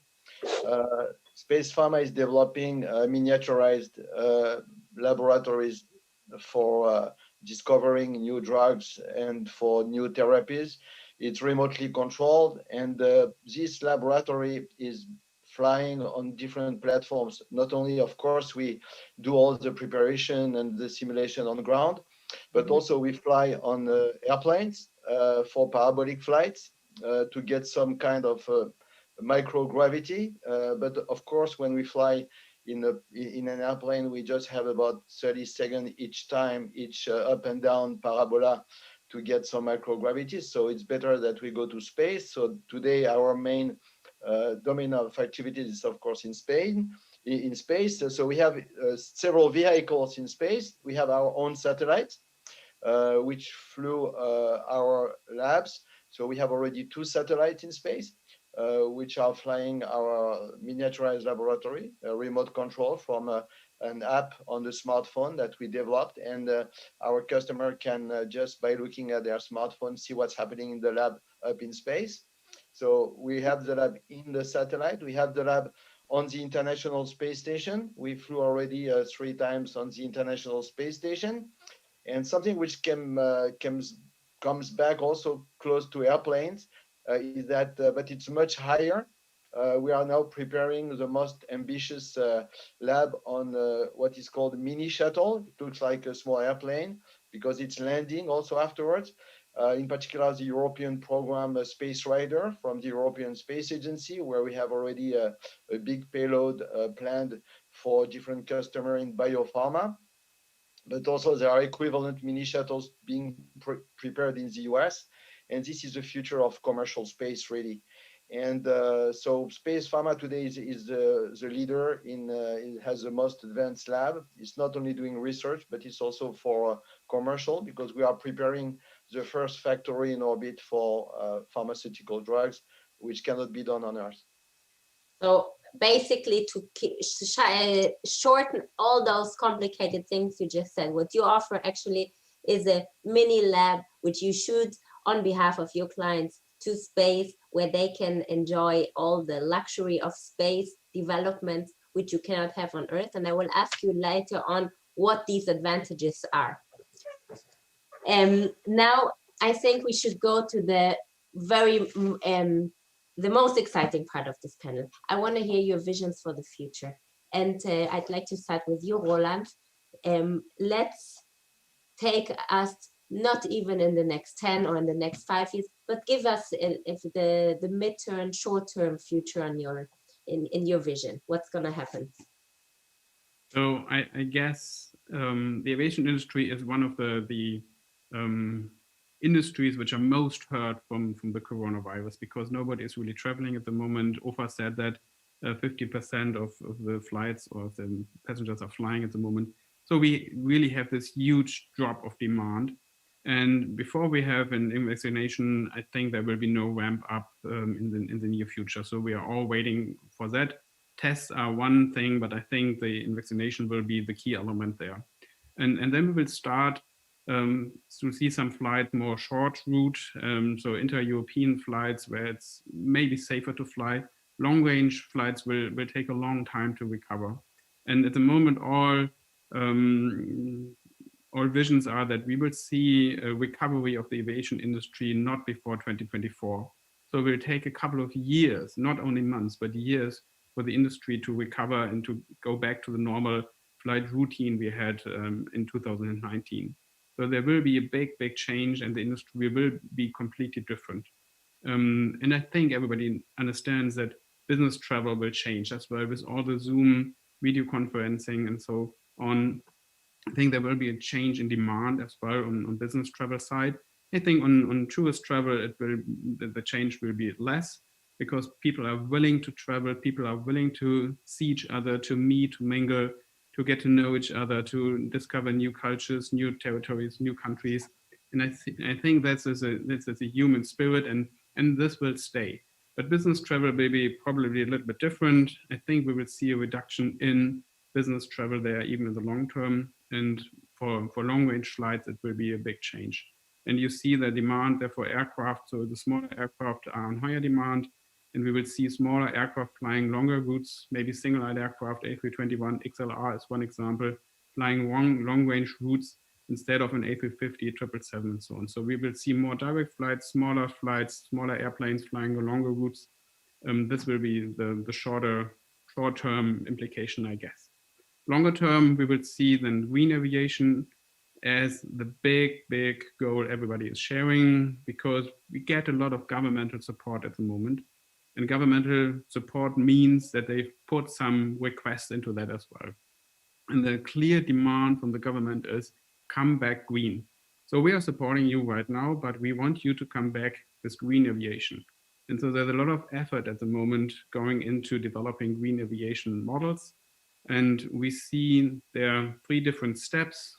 everything is focused around hydrogen because batteries don't work in aircraft. They are just too heavy, and weight is a key design driver for designing an aircraft. And so weight is reducing weight is the overarching goal there. And with batteries, that's just not doable. So hydrogen, and especially liquid hydrogen, is our solution for that.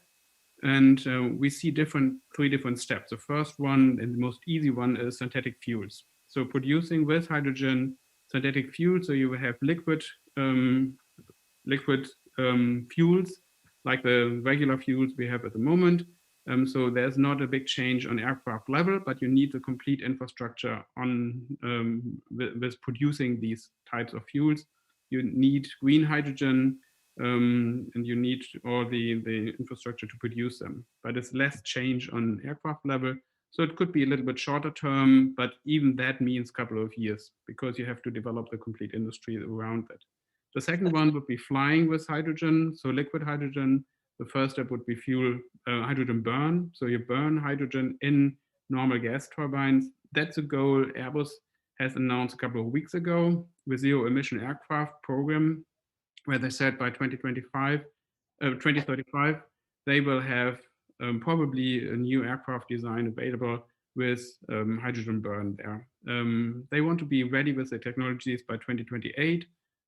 So we need a couple of years to develop these technologies and then a new aircraft development program for a couple of years after that. And then final step would be then fuel cell technologies where we produce electricity with hydrogen and then have electric motors to run the aircraft. Maybe there are some intermediate steps where we have takeoff with gas turbines and then cruise flight with electric motors.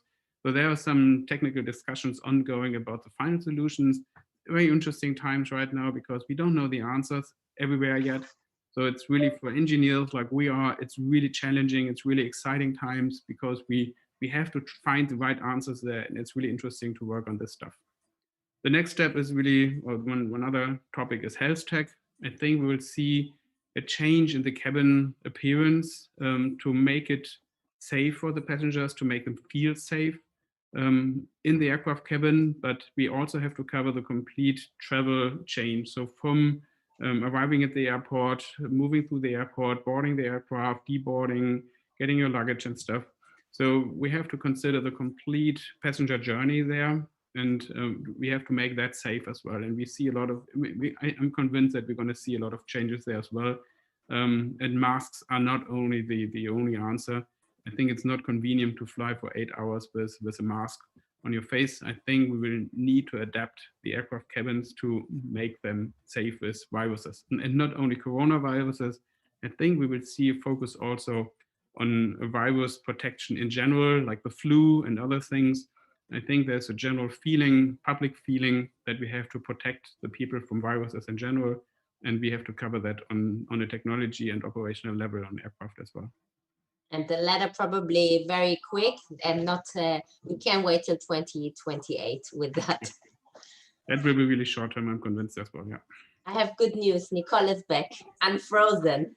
Nicole, please, now continue where you were and where you stopped with the introduction of Bolloré.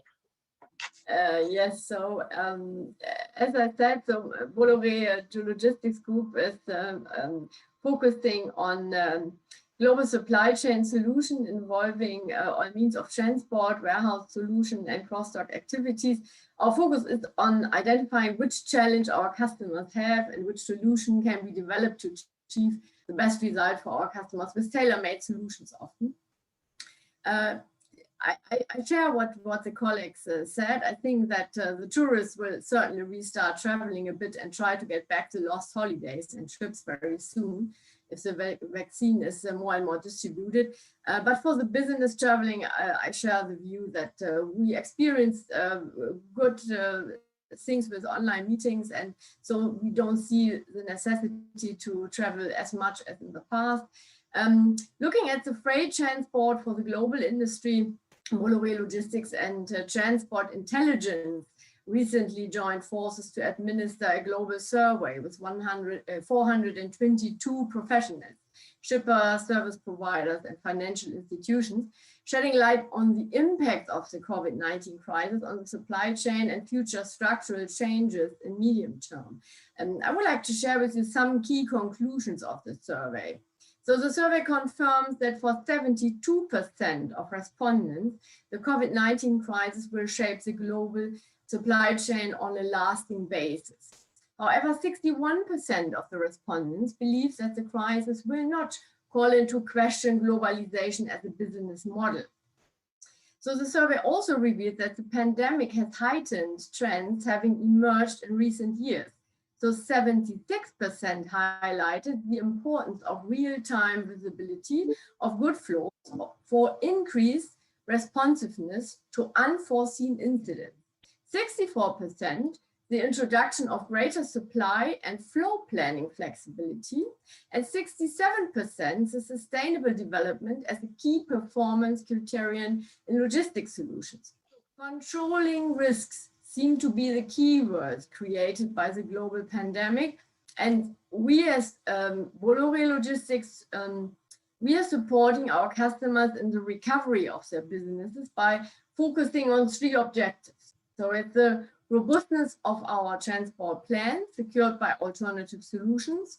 We observe that a lot of companies using more and more the Silk Way, the rail solution from China to Europe, for example. Then agility with strong local expertise and empowered teams, and sustainability by proposing eco-responsible solutions. So that are our three pillars, let me say, how we try to help our customers to recover. And so let's see how things develop. And again, happy to be part of this round, and sorry for the interruption some minutes ago. It's not your fault, it's Germany's internet and the problem we have to tackle in 2021. Offer, give us a short vision of yours. What is going to happen in the next 3 years, let's say? How is aviation going to look like? Well, I could identify myself with a lot of things Roland said before. Definitely, this is the way the Lufthansa Group is going. But there is no doubt that, as you mentioned before, we don't have the time for all those developments, and we have to find immediate solution in order to give the passengers some comfort that flying is safe.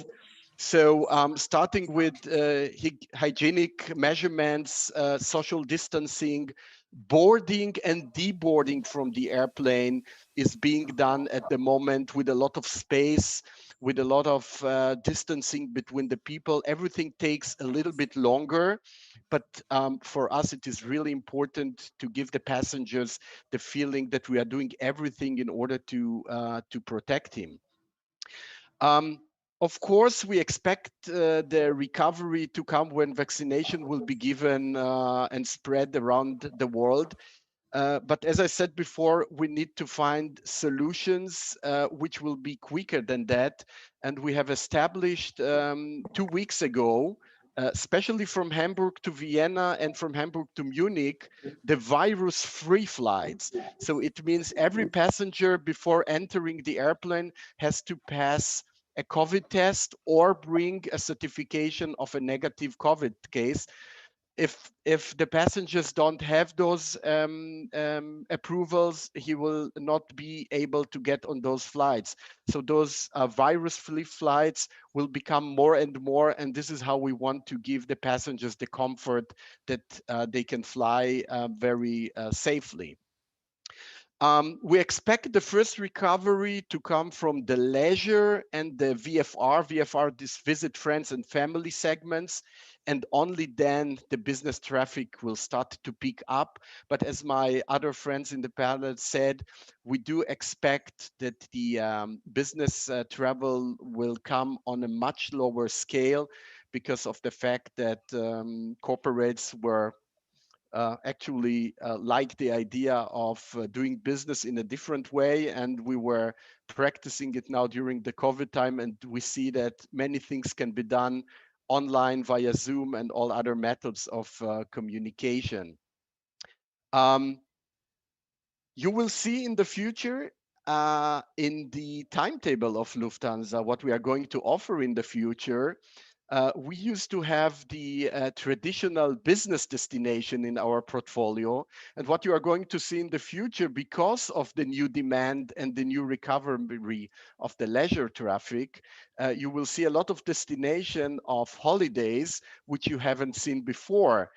So I think that Lufthansa at the end of the day will change a little bit its DNA. We will still focus on business travel, but definitely we are going to increase our portfolio to holiday and leisure destinations, something which was not typical for the Lufthansa group in the past. Airlines like Eurowings or Edelweiss in Zurich will become more dominant with their destination, and the appeal will be different to different group of travelers.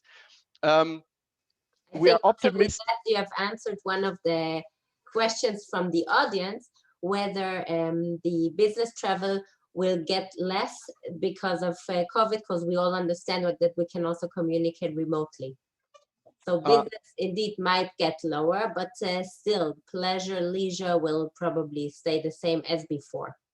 Unfortunately, you cannot enjoy the Canary Island sun when you're on Zoom, but definitely you can have some business meeting using all those new technology. Definitely, we are optimistic that traveling will be coming very soon. It won't happen within one day, that's for sure. But we do hope that people will not lose the willingness to travel. We see it now. You see yourself living in Israel. What is happening now to the new routes to Dubai? Everyone is jumping on those new routes.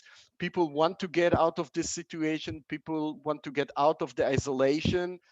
And this is what the mankind is used to. Another question from the audience, which also is for you, Ofer.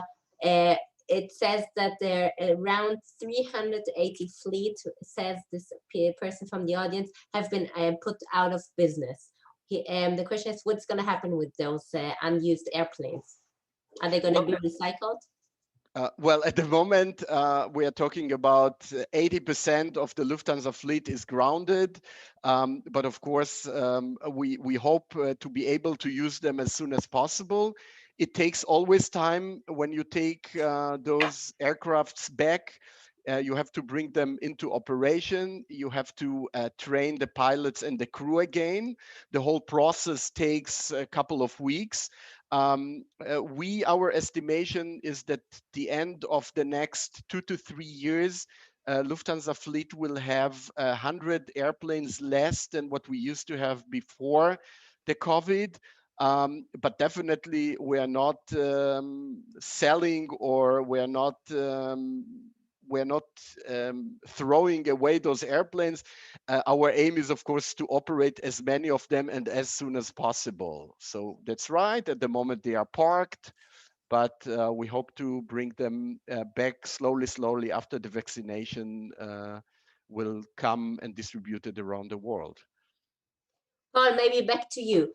Can you shortly describe now what is the main advantage? What can you do in space which you cannot do on Earth in those R&D activities that Space Pharma offers?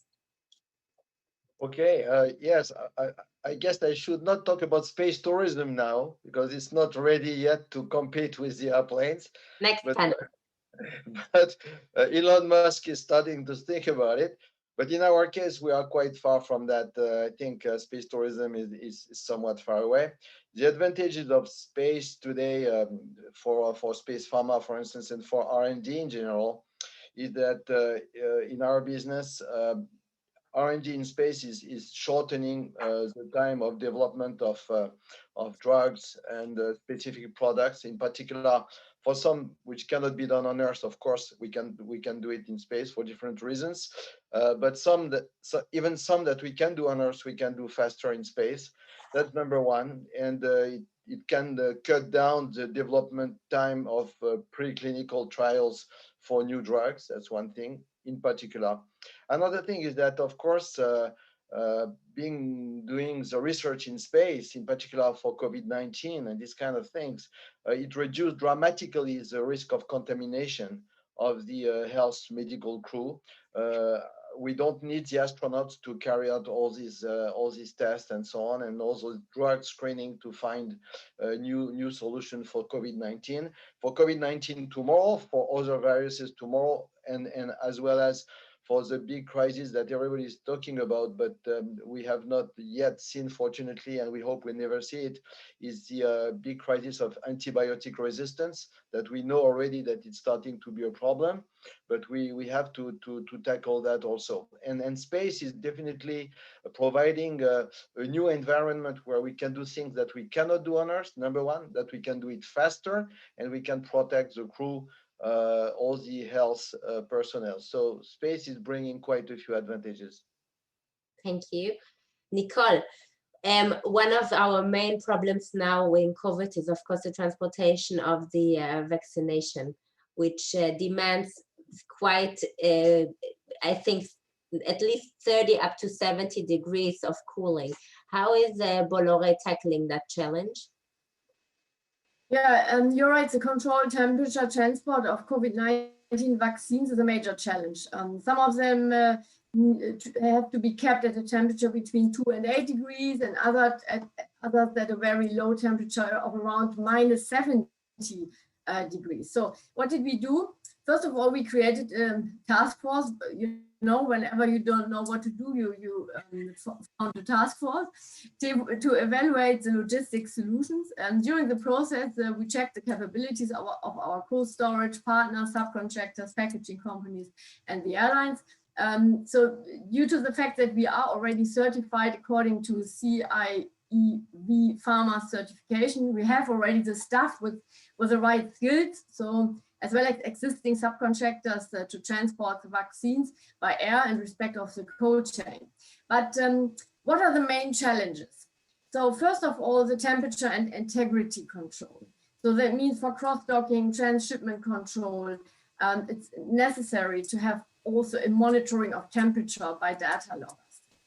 Second point would be the supply chain visibility. So you need a real-time monitoring, alert management, shelf life management, because after 72 hours, normally you have to refill dry ice.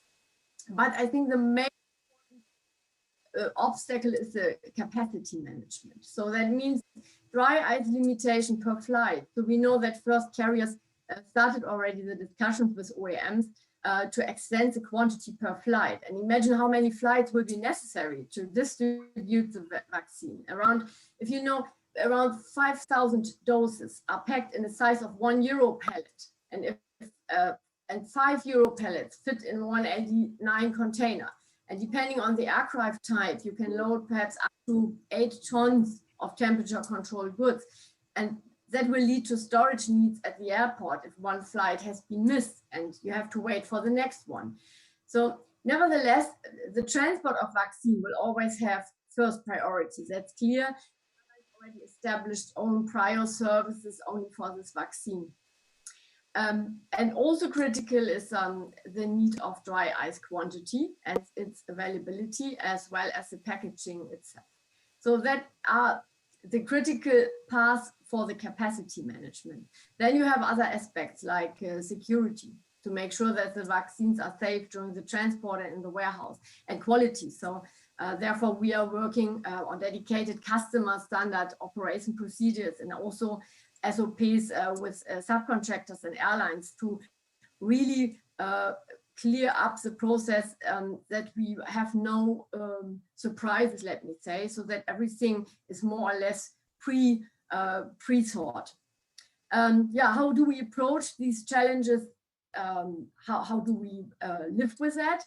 So we have a collaborative platform where we can provide complete visibility of the supply chain, and via the healthcare control tower, which we have established worldwide, which is available 24/7, we can then address any potential issues like delays, temperature difference, and damages. So that we think that we have a quite good setup globally with high expertise and on the other hand, also with flexibility and agility. So that is how we try to get the things done.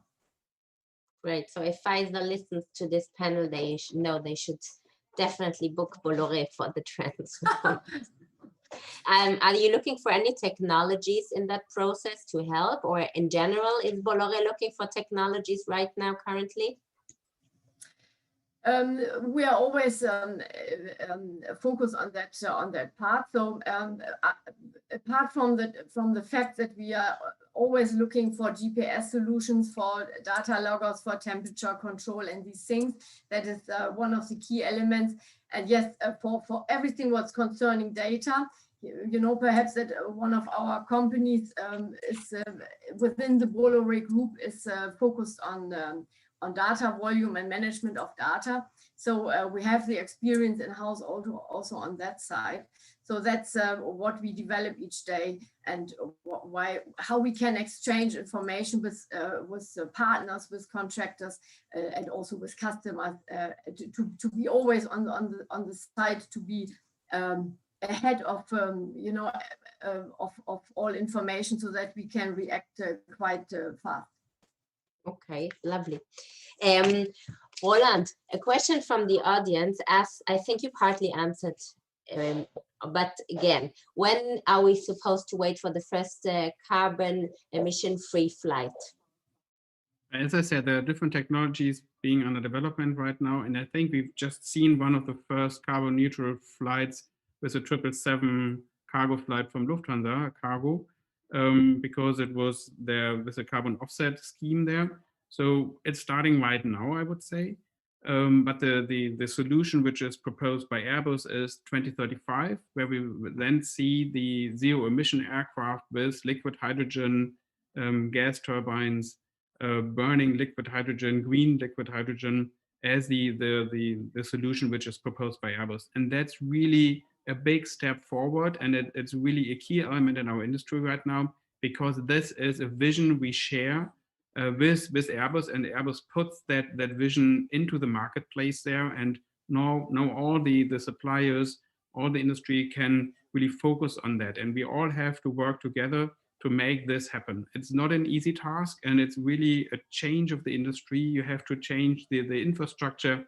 You have to develop a new aircraft model from scratch with completely new technologies which are not readily available right now. So it's a huge challenge, but it's an interesting task for us engineers to work on that.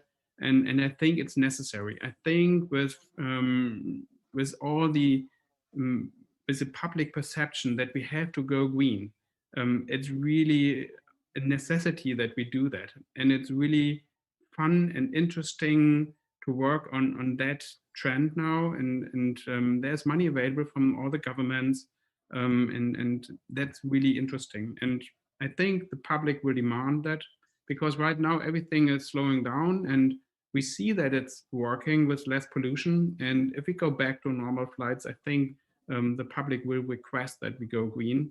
And the technologies are not completely there yet, but the trend is already visible there. And as I said, in different steps, the synthetic fuels things are developing there, and the 777, which was flying there, was already one of the first carbon neutral flights. There are already test flights with synthetic fuels happening everywhere around the world. And so I think we will start right now. Short-term solutions are available, but of course it's more expensive, and this has to be accepted by the public as well. It will be more expensive to fly. We will have more difficulties. We will have more challenges and make this really safe and environmentally friendly. It's more expensive, and we will see an increase in ticket prices. I'm quite sure about that. And this has to be accepted by the public as well. And it's a global challenge. It's not a European only challenge. It has to be shared by the Americans, by the Asians as well, that we can really strive for that. But I see positive signs around the globe for that as well.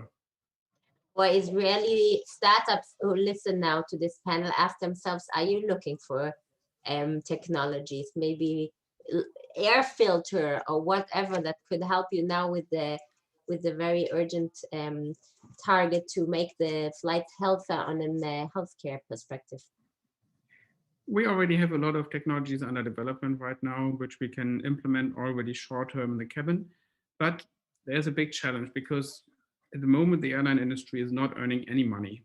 And so we really have to implement innovations and new technologies while there is no money available for that. And that's going to be a challenge in the next coming months, I would say, to make the operation safe, but also financially viable. And to find some low-cost solutions which we can implement on cabin level. And we are working on that with like where we could use some airstreams in the cabin to prevent the spreading of the viruses. But it's a difficult approach there to upgrade current aircraft fleets. As I said, we will see the vaccination as a first step and then a virus-free cabin at a later stage. So it will take some time for the aircraft cabins to change. It will not be really short-term because there's no money available right now for that. So we see more operational impacts with less passengers flying, with masks, with longer boarding times. So it will be all reduce the efficiency of flights, which increases then the ticket price, of course, on the other hand. Talking about money and pricing offer, you also believe that flights will become even more expensive than they are already? I think flights will be more expensive, but it's really difficult to predict right now because business travel is probably being reduced, but even though business travel will come up again, maybe not to the original levels from 2019, but there will be business travel because meeting people in person is really necessary for being innovative. That's my conviction as well. You can manage a lot of stuff with video conferencing if you're running a project, but if you want to start a new project, if you want to be creative, if you want to develop new innovative ideas, you have to meet in person. This is what we call serendipity. We call it serendipity, and we have a location here in our building which is called the Cafe Serendipity, because meeting by accident, meeting by chance, and discussing new things with new people, this is something you cannot do with video conferencing. And I'm convinced that we will see business travel coming up again, and that will change the industry. That will come back, and we will earn money with that. So we will earn money with that as well. Ofer, what do you say? Does Lufthansa confirm that? Well, as Roland said before, I don't think that on the short terms prices will rise dramatically. I think the opposite. Airline will start and will try now to stimulate business as much as possible by offering people some good incentives and very attractive prices and offers in order to stimulate the business and to bring the people again to the airplanes and to cause some movement between areas and between cities around the world.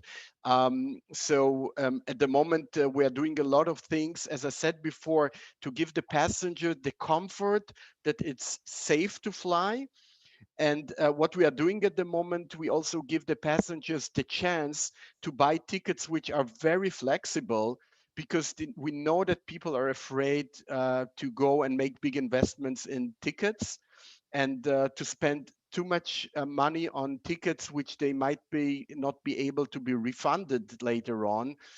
We understand the situation in the market and we understand the fears of the passengers, and this is why we are coming now to the markets everywhere in the world with very attractive prices but very flexible conditions and terms, so people will not be afraid to take the step and go online and buy their flight tickets. Now, all of you, or at least the last two speakers, you keep repeating the word safe. What about cybersecurity? And this question goes to the four of you. Are we all safe in flying, in transporting, in going to space? Nicole, how are you total cyber secure? Is Bolloré putting an effort also on that?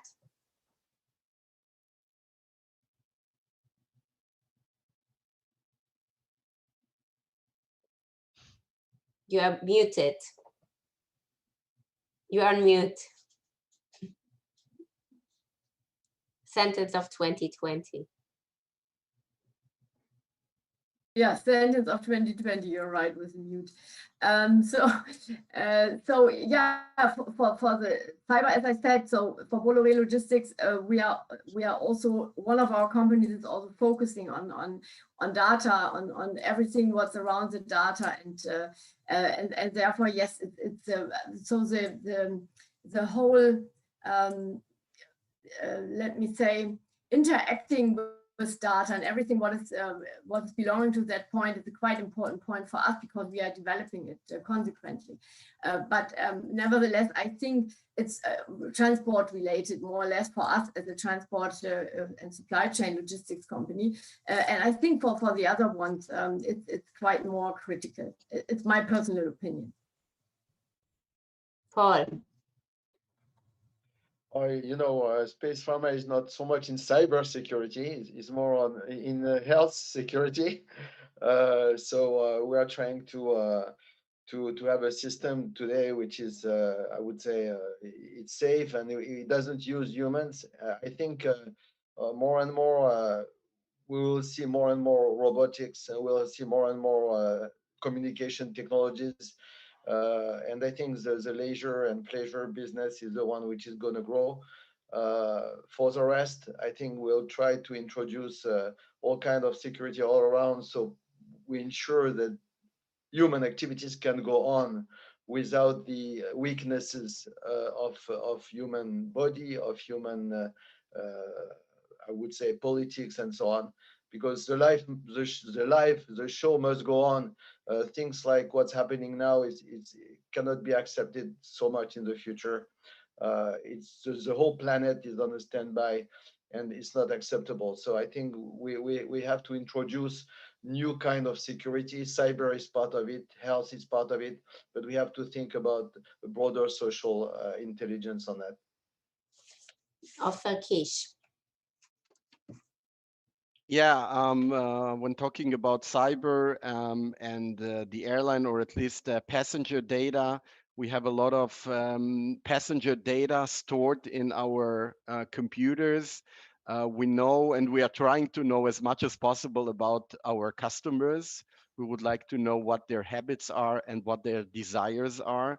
We also have the data of who flew on which date to which destination and with whom. And of course, this is our utmost important for us, and we are spending a lot of money in order to protect this data. We also have credit cards data in our files because people are using more and more their credit cards in order to pay for their tickets. So there is no doubt that it is our highest priority to secure our servers and computers in Germany in order to protect our passengers, that this data will not leak to any hands which are not supposed to get this information. Thank you. Roland, you're the last to answer, and also the last question, and then also we will have to close the panel.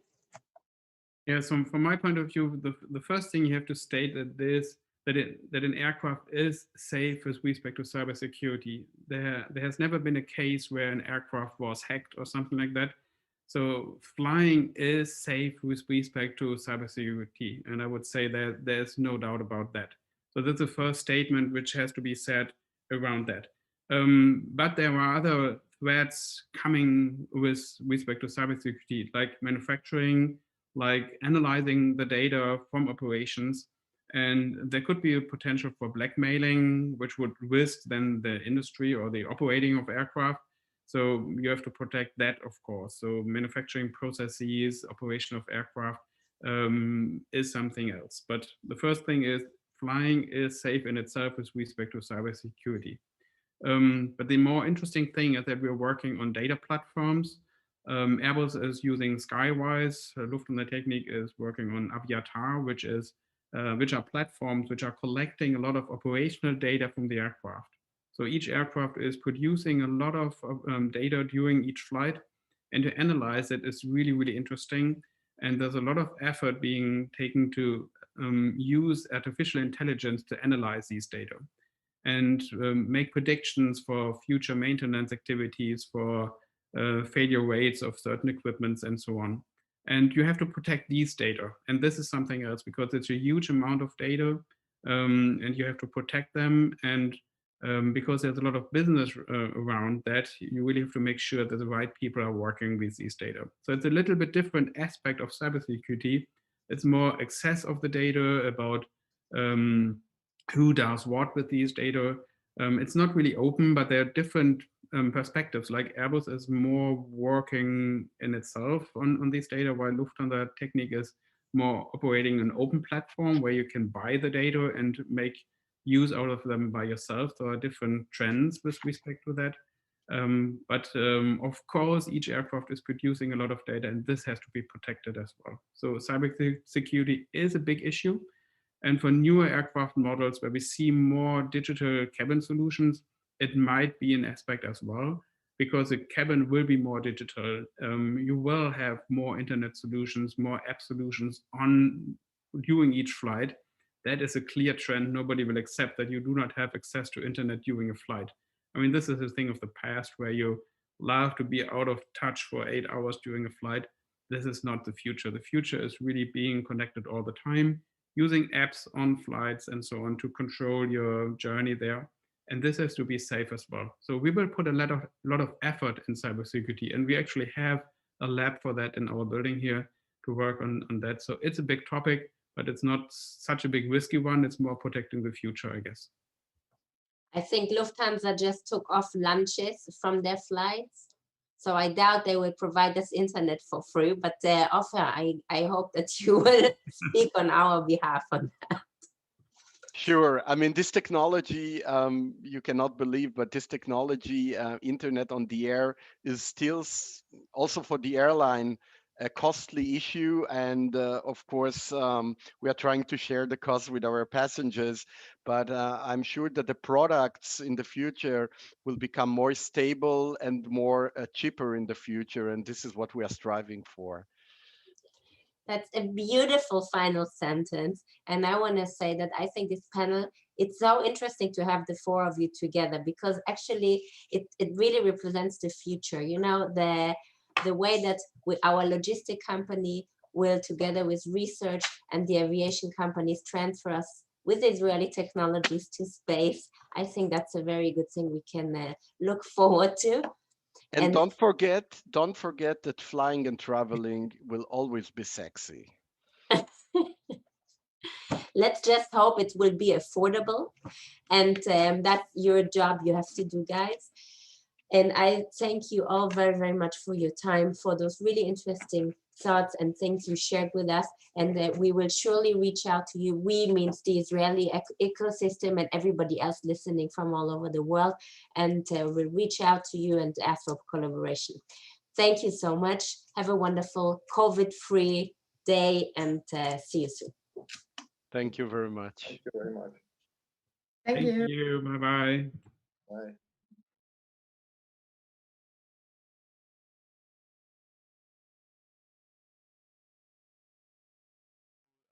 Some of the highlights or lowlights that the aviation industry is facing over this year. Once again, thanks for everybody joining us and listening in. If you have a full morning and are unable to watch through the entire show this morning and tomorrow morning, everything will be recorded. Everything will be online to rewatch, to digest again, to maybe ask some additional questions to everybody afterwards. Questions is a good word that may be coming up also in our third session this morning. We heard a lot about maritime. We discussed a lot about aviation. Two industry strongholds here in Germany, is in particularly in Hamburg, but also for Israel. So let's now dive a little bit closer into the fact how entrepreneurs, how companies, how startups can really leverage upon these industry strongholds here in Hamburg. Which incentives are there, which initiatives, which ways to really build, grow, establish your business here in Hamburg. Before a short video will dive us all into the Hamburg scene again, please make sure to once again hop on menti.com or scan the QR code that you see here and type in the number that, as you've seen in the previous sessions, is available throughout the entire discussion. For this session is 7754666 Now we'll watch a little video again, and afterwards my dear colleague Stefan Matz, Director for International Investments at Hamburg Invest, will take over the moderation, and we will see each other in about an hour again. Enjoy.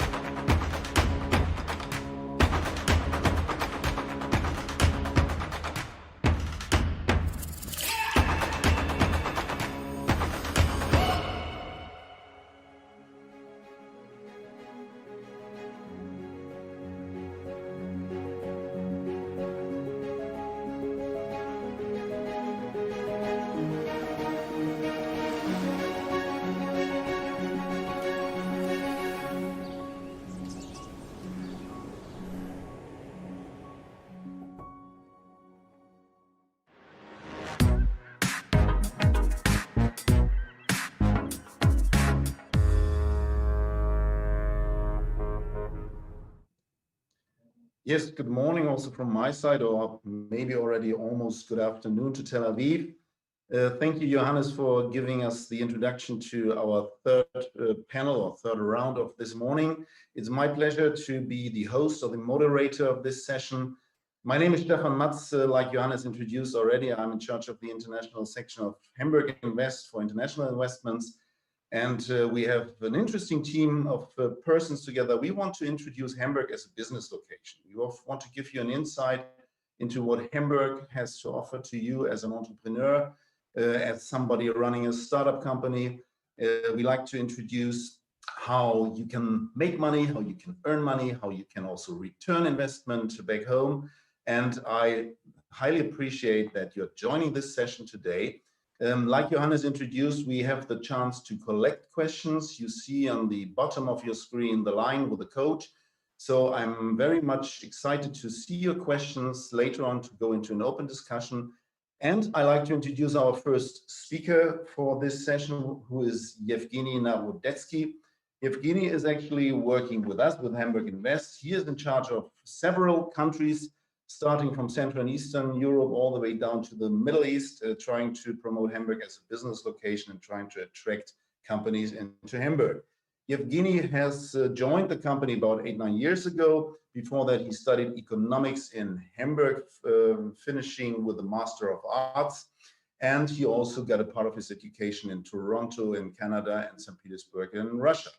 So Yevgeny, the stage is almost yours. Give us an insight into what Hamburg has to offer as a business location. Have fun. Thank you, dear Stefan. Warm welcome also from my side. And I'm really happy to have this option, the chance to attend this great conference. Maybe somebody remember we tried to do this kind of event last year, but I had to postpone to this year. And it is a big surprise now to do this in this configuration, like online event. I remember the term from my childhood, which had something that was called like space bridges. Yes, space bridges, and it looks for me a little bit like a space bridge. And I'm happy to be a part of this great event with a lot of speakers from Israel, but also from Hamburg. And now I will share my screen with you. Just a moment.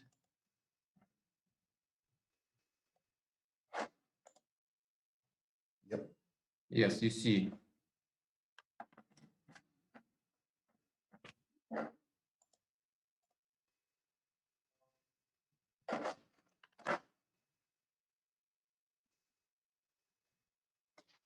Yeah, great. As well, Stefan, thank you very much for the introduction. I represent the Hamburg business development, and our main duty is to, I represent the investment department. Yes, investment department. Sorry, been a little bit excited. And you can understand our job like sales, that we are try to inspire companies. But to be honest, we see our job a little bit others. We like our city, and we enjoy to live here, and we would like just to share with you basic informations about our city, to provide you a first feeling about it. And if you like it, after that, we can be in touch, we can get in touch, and maybe we can do more. Maybe you think about to expand your businesses here. So let's do like enjoy this very small promotion of our city. For Hamburg, I guess it's well known that we are mainly the trading hotspot in the north of Europe, with very long business culture tradition of more than 800 years. And as a result of that, we have become the nowadays the most dynamic business region of Germany, with the largest domestic market, and also with the highest retail spending capacity per capita, around 26,000 euro, the highest amount in Germany. Also with a sustainable economic growth measured around about by 3 to 4% in the year. GDP is also 67,000 per capita. It's really a high level already. And due to all these points, we several last times we could attract a lot of top companies to be in our city. 180,000 companies registered by our Chamber of Commerce. It is obligation to be a member of a Chamber of Commerce, but also round about 500 top brands, as well as hidden champions located in Hamburg, and have this excellent access to market in European Union, but also in Germany. By the way, also Hamburg has the highest number of new company foundation, also per head of inhabitants in Germany. It is according our statistics. We are the first civil aviation hotspot. The first topic of today is civil aviation. So, and after Seattle and Toulouse, we are on the third place, one of Airbus factories, as well as Lufthansa Technik, and plenty of suppliers and engineer offices based in our city. The logistic is the main industry of Hamburg, with the main output on GDP and number of jobs. And at least Hamburg is a main hub in container rail transport, as well as the largest seaport in Germany, a leading port to trade with China, and under the top 20 of largest container ports worldwide by cargo handling. This interesting configuration you see is called Metropolitan Region of Hamburg, and it was realized around about 15 years ago, some kind like integration project between Hamburg and surrounded areas, surrounded districts, and with the main target to make our region more competitive over other German regions and European regions, to generate more cooperation, to make our network as strong as possible. And it means for business in Hamburg, for example, for newcomer also, but also for startups, they have this excellent access to much more supplier or clients or shopper, whatever, than in Hamburg, because in Hamburg we have then less than 2 million inhabitants, and here you have access to 5.3, and it gets this area, the size of the area of 28.5 square kilometers, I guess is such a big, I hope I'm not wrong, but it's such as big as Israel, the area that we have this great imagination of this. This slide is my favorite slide, the inspiration slide with a lot of colorful labels and without text. As I mentioned, 180 enterprises registered by Chamber of Commerce, many German but international companies have brands and headquarters in Hamburg. Roundabout, we have 750 companies, Asian companies, among of them are 500 from China, dealing in trading and shipping industries. We have about 150 companies from United States, represented by plenty of branches like consulting, hotel industry, startups, IT business, and through the long and deep connections to Scandinavia region, we have around 300 companies from these regions. And I checked the statistics today in the morning, and we have around about 35 to 40 companies from Israel, or to be more exactly, with shareholders of capital by citizens of Israel, based in Hamburg, represented by very different branches. So it is our cluster policy. I guess I don't need to tell more about clusters. Clusters have the same duties and responsibilities like everywhere in the world.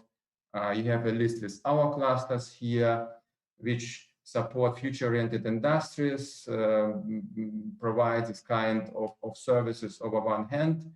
Very good approach for newcomer, for startups, which can just to start its promotion of goods or products and services on these platforms, and which cluster should be supported. It depends on our decision maker and our government.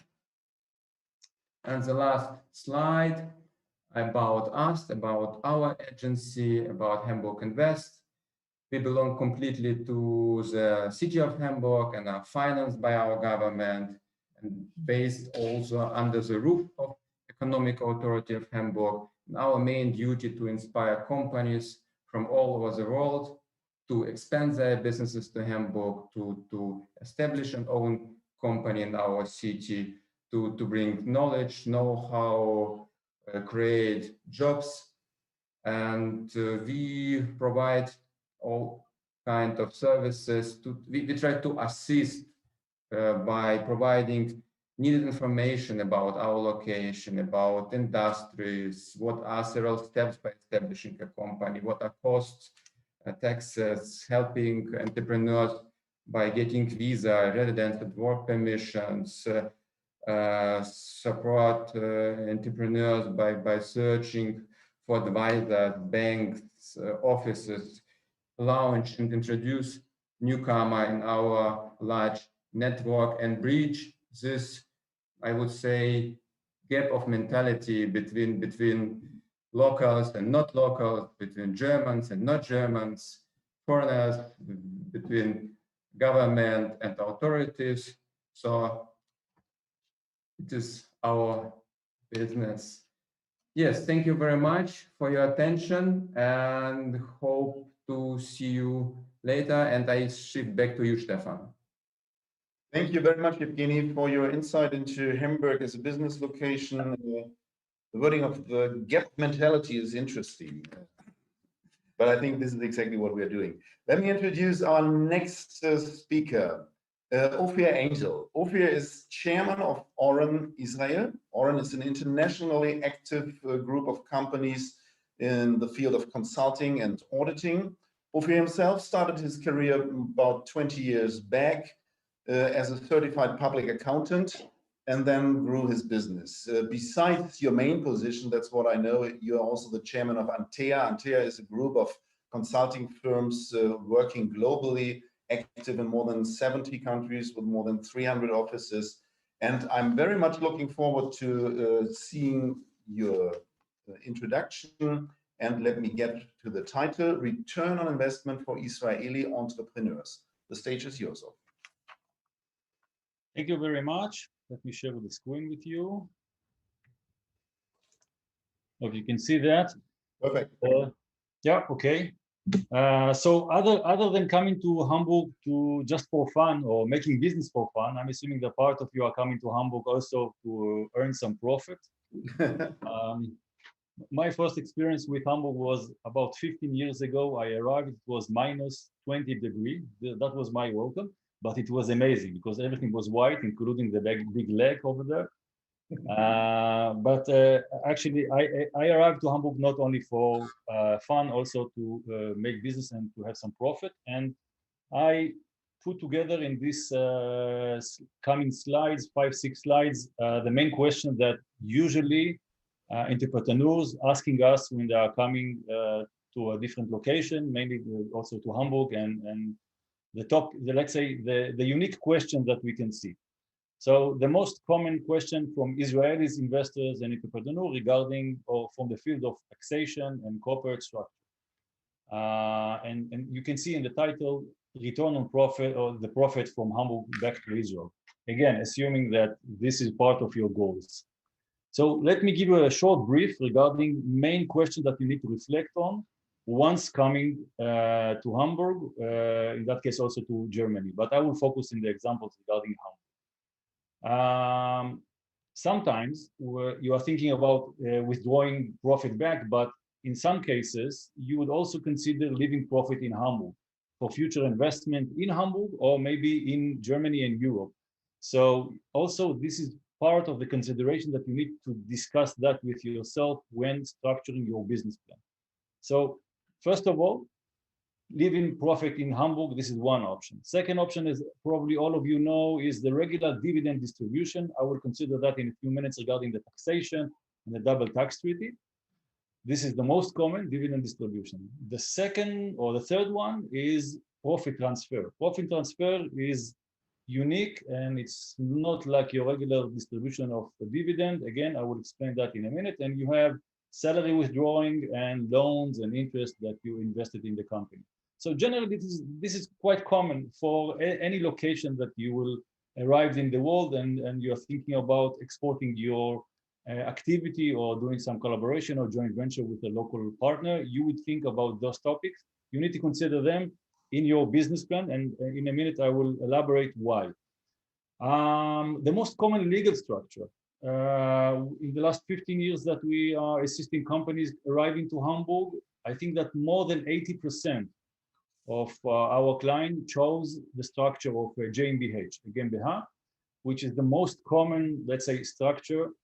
I think, I'm not certain, but I think also for local German Hamburg companies, but no doubt that for someone who's coming from outside to Hamburg, a GmbH, a GmbH is the most common structure. Usually it's also serving us very good from the point of view of marketing because a GmbH have a good, let's say, marketing position in the market. People know that you invested money on the shareholding, 25,000 euro, half of that on cash. Usually you are accompanied by tax consulting, by a lawyer. So you have a very positive appearance in Germany and throughout Europe. GmbH is well known. From tax point of view and for structure point of view, we have two options.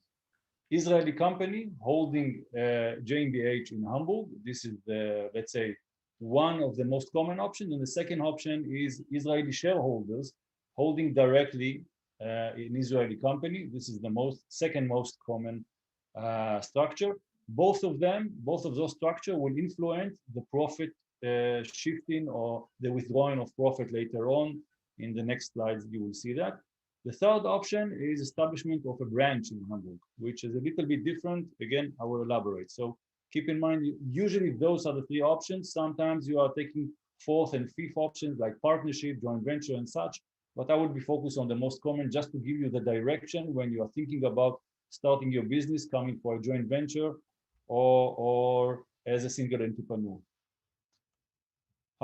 From the tax challenge point of view, and you should see how everything is connected, because once you are planning your business plan, you need to think about the end result. Are you looking for an exit? Are you looking for producing or opening a factory in Hamburg and manufacturing and producing profit over there? So you need to think about your end goal and to structure the legal structure and the tax structure according to that, or at least direct that in this direction.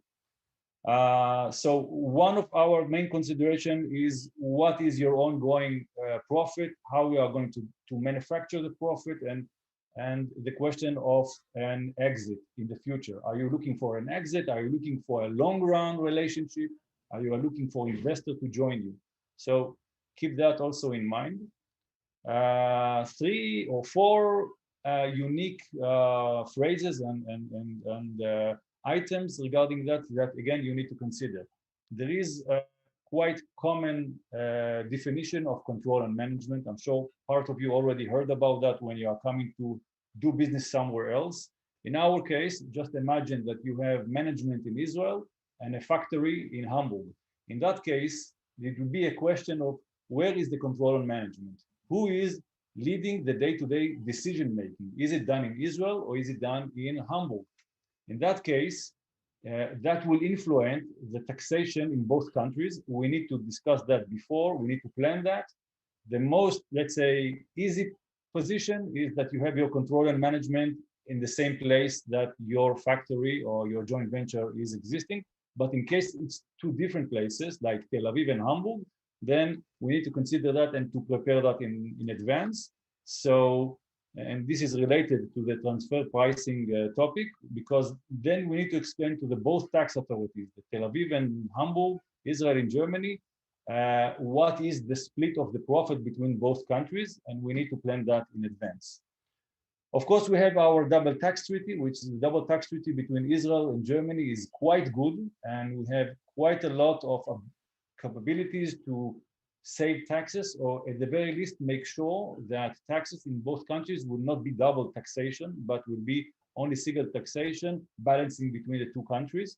Just as an example, if you are paying in Hamburg 15.5% corporate tax, and you need to add to reach to the Israeli taxation of 23, then according to implementing correctly the double tax treaty, you will need only to pay the gap between the 15 and the 23. You will not pay double, 15 here and 23 in Tel Aviv. So this is something to be considered. And I think that the last item that you should be aware of and is the arm length. Arm length is, let's say, professional description of true market value. Just for example, if you have a manager sitting in Tel Aviv and he's charging the company in Hamburg with management fee or with salary, then the tax authority will want to see that it's according to the arm length principles, meaning that they will not want to see that this is true market value of this service of this specific management. Otherwise, they will think that it's withdrawing of profit.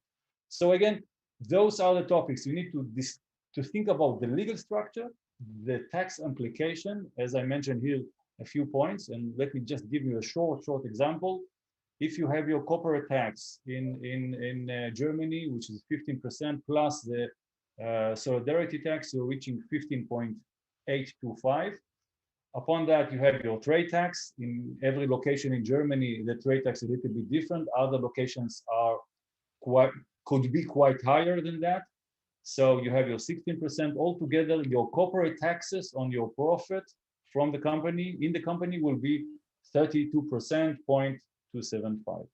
If you want to withdraw dividend, you need to add another 26%. But, and there is a serious but for this calculation, this is only the basic calculation, which applicable in GmbH structure holded by Israeli company.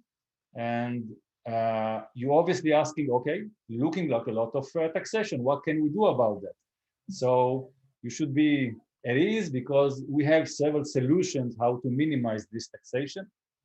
Let me start with saying that sometimes a good tax planning will say that it's okay to pay taxes in Hamburg because you are able to credit that in Israel, you may be able to offset other losses. So it's not a bad scenario sometimes to pay taxes, but our job is to try to save them as much as possible. So just giving you some examples for the double tax treaty, which I mentioned that is very good.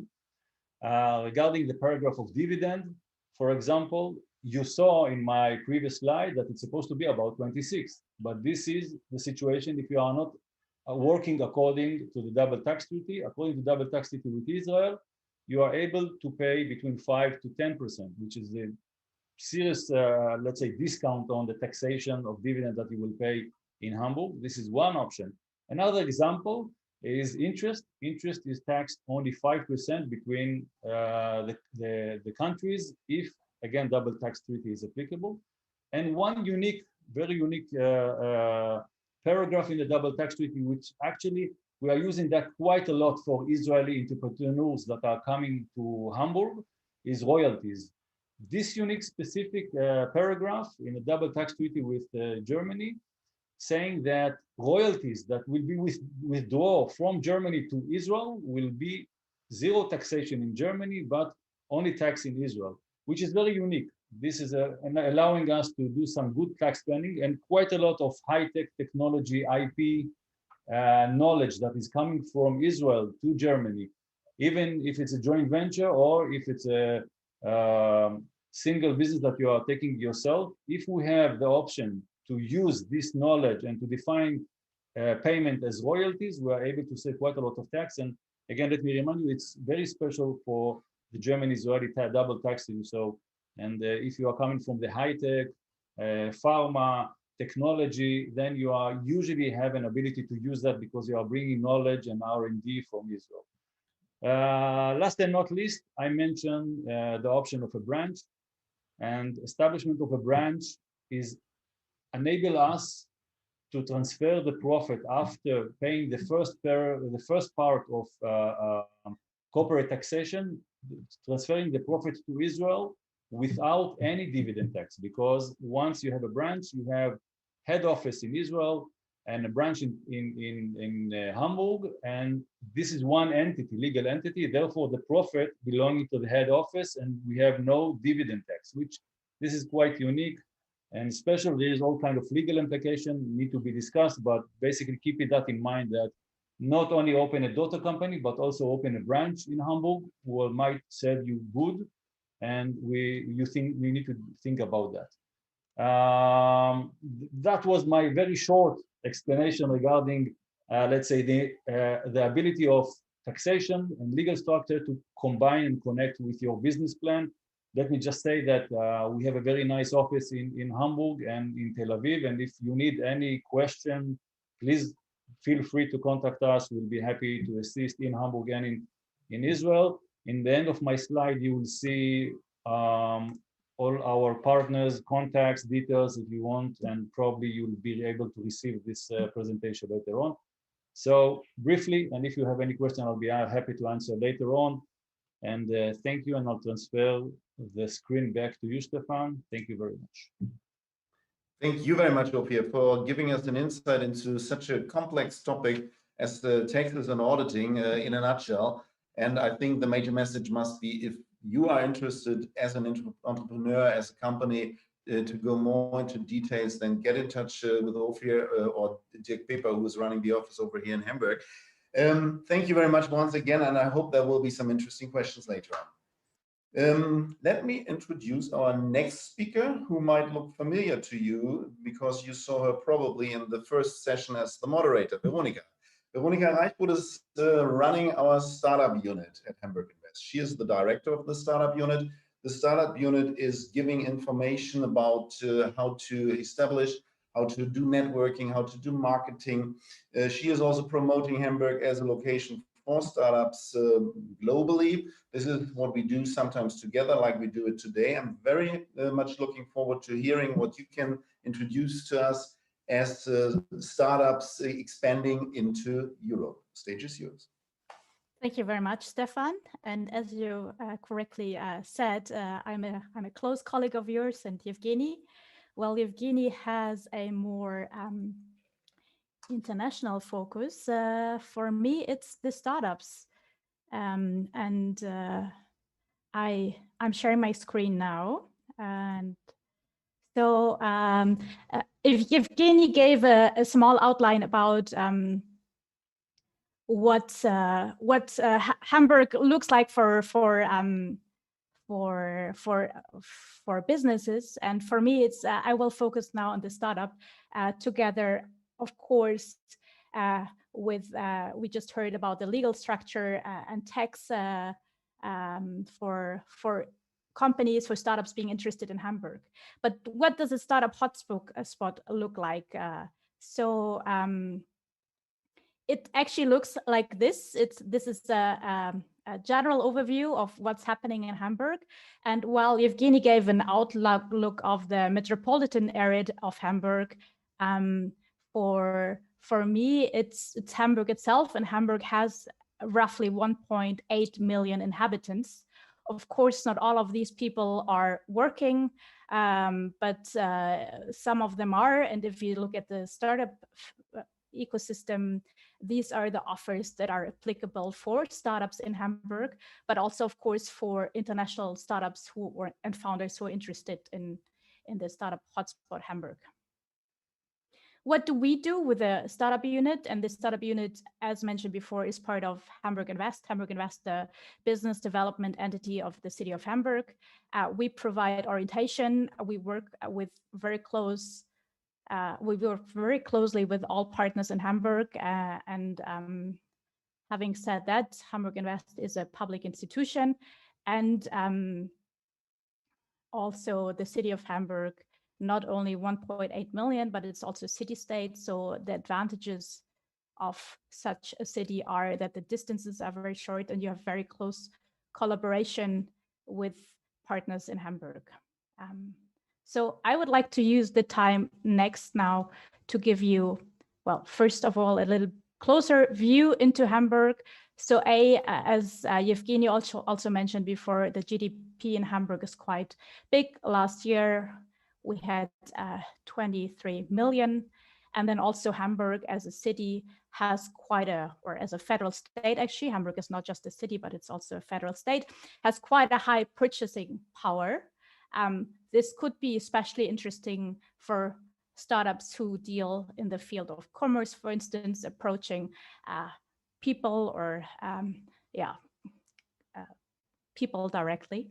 And then also when you look at the startups in Hamburg over the last few years, the startup ecosystem has evolved quite frequently. And at the moment, we have roughly 1,300 startups, which equalizes to 1,400 founders. You can see by this number that several startups have more than one founder. That's why the second number is a little bit higher than the startups itself. And that equalizes to roughly 6,200 startup employees. So it's quite a high number in Hamburg. And you can also see, if you look at venture capital, that the venture capital has grown over the years. You may see that in 2018, the number was slightly higher quite a bit higher than in 2019. But all in all, you can see that the number is increasing, and we, of course, expect this trend to continue. I know we don't have a lot of time today, so I just quickly want to give you a few ideas of what funding possibilities there are, with a special focus on public funding on this slide. As I mentioned before, Hamburg is one of the federal states. For those of you who are not familiar with Germany, Germany has 16 federal states, and Hamburg being a federal city-state. And as such, there is one institution which is called IFB, stands in German for Investitions- und Förderbank. So basically, this institution is our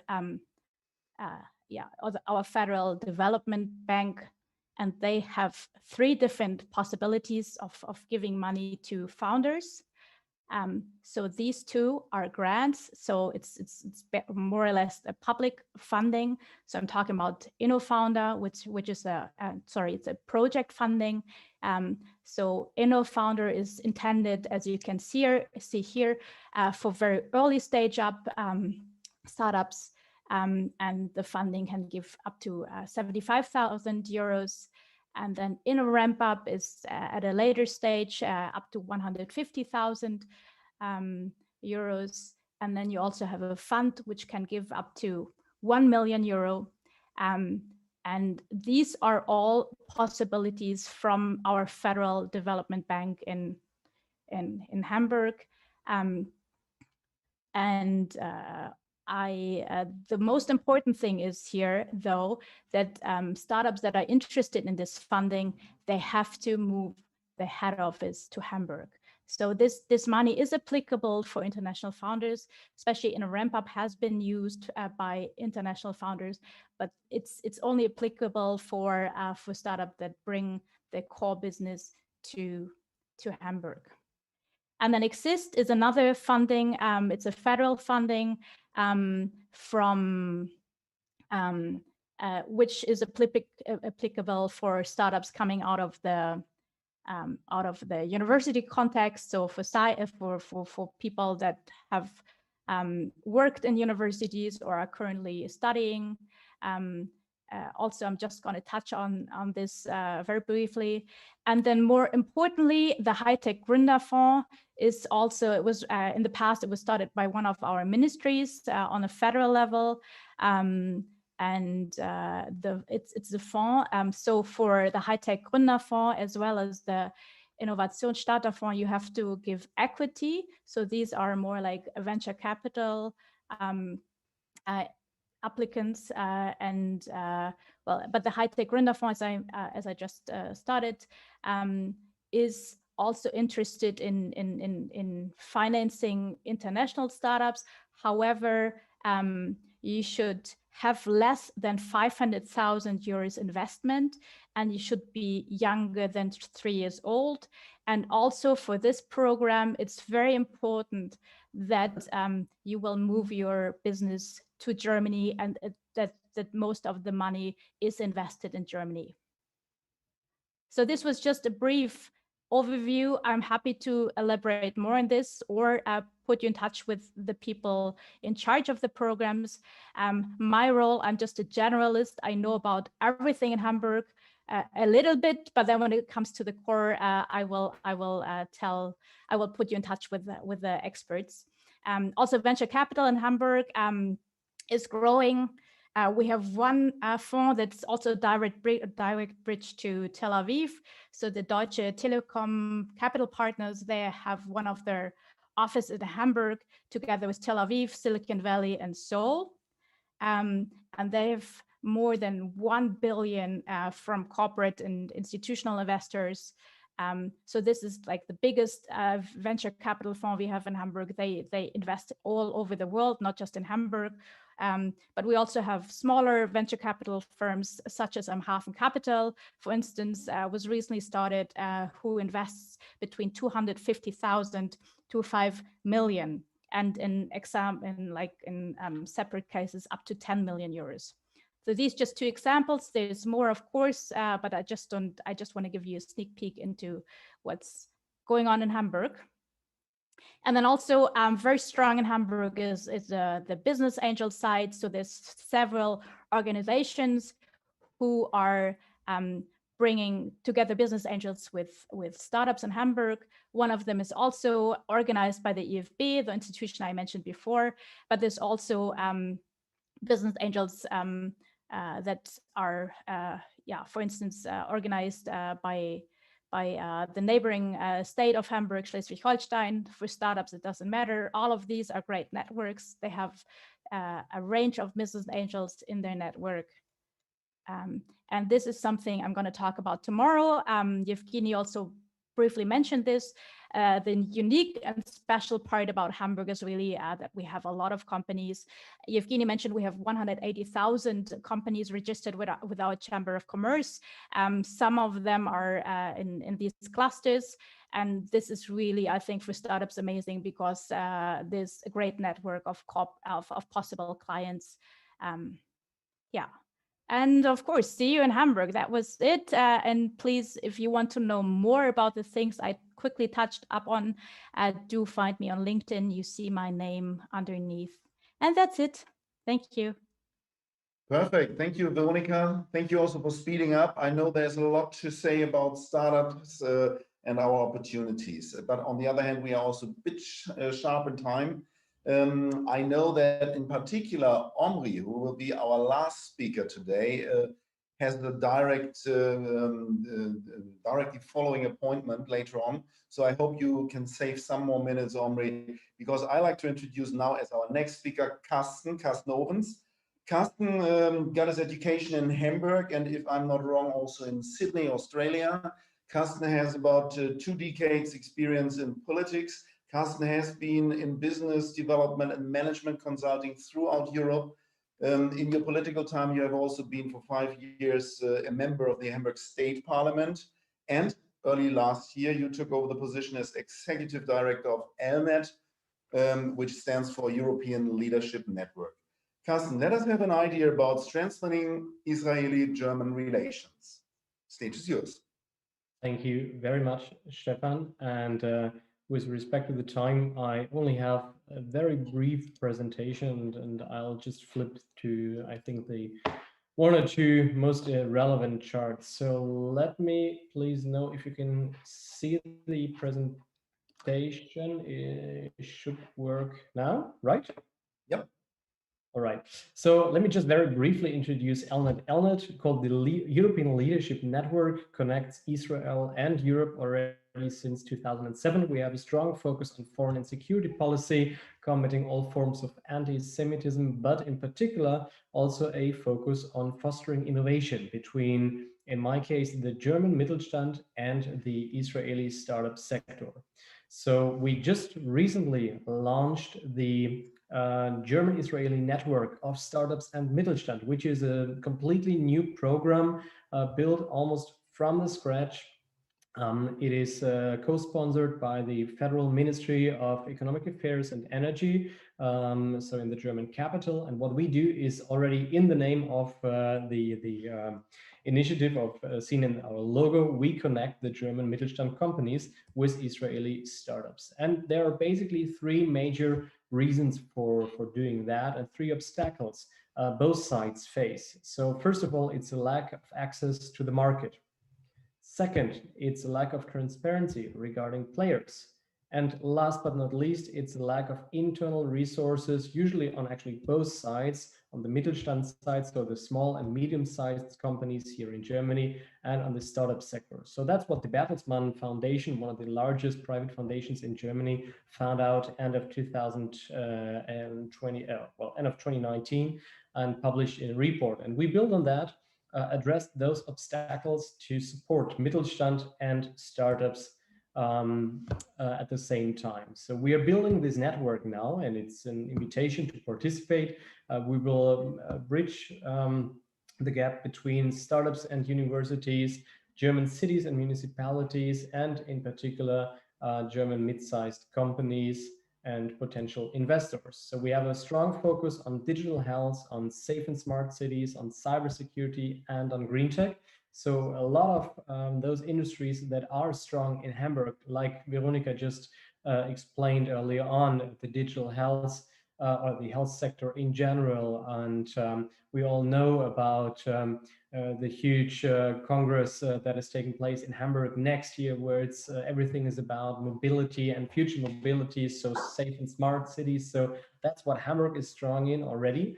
And it's an invitation for startups from Israel to join forces with Hamburg and companies in Hamburg. And that's what we also support information on and deliver and build bridges. So get in touch with us if you need more information. We have a nice go-to-market guide for Germany. We are working on the same for Israel.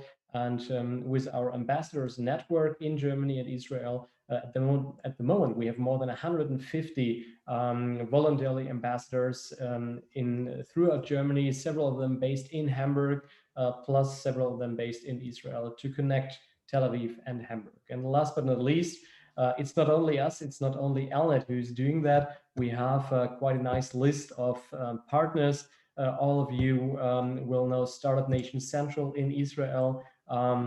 We partner with other associations here in Germany, and like the Bertelsmann Foundation, for example. So that's what we do.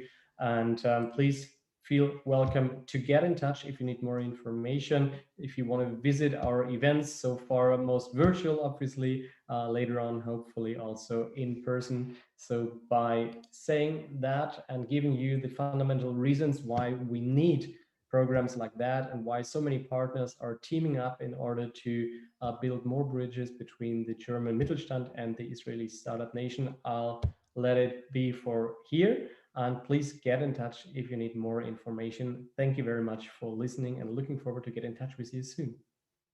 Thank you very much, Carsten, and also thank you very much for speeding up. I think there's plenty of room for follow-up talks. And I had a look in between into the question section. There are some very interesting questions coming up, in particular related to startups, to funding, to support from our side. So we might have some more minutes to go into that later. So Omri Eres, who is the one rounding up the list of speakers today. Omri lives in Hamburg. You moved there about 10 years ago. You got your education in Hamburg, or part of your education. You founded some startups earlier.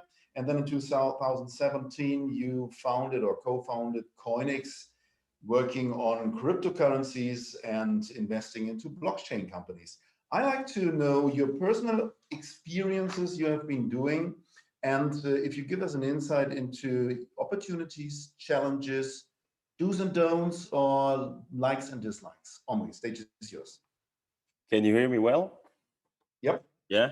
Shalom lekulam מתל Aviv, and thank you everyone for joining. So I was asked to stay brief. So basically I moved to Hamburg in 2009, it was a kind of a random reason why we moved. We just checked for bachelor degrees in information engineering, and Hamburg came up. I registered with another friend of mine from Israel, and after 2 months, we actually started our studies here in Hamburg. Now, being an Israeli student in Hamburg is great. Like, there's nothing negative I can say about that. It was a very, very nice experience. I lived in dorms for 2 years. And after I finished my studies, I co-founded one of my first startups. It was based in California, so I spent some time in Silicon Valley as well.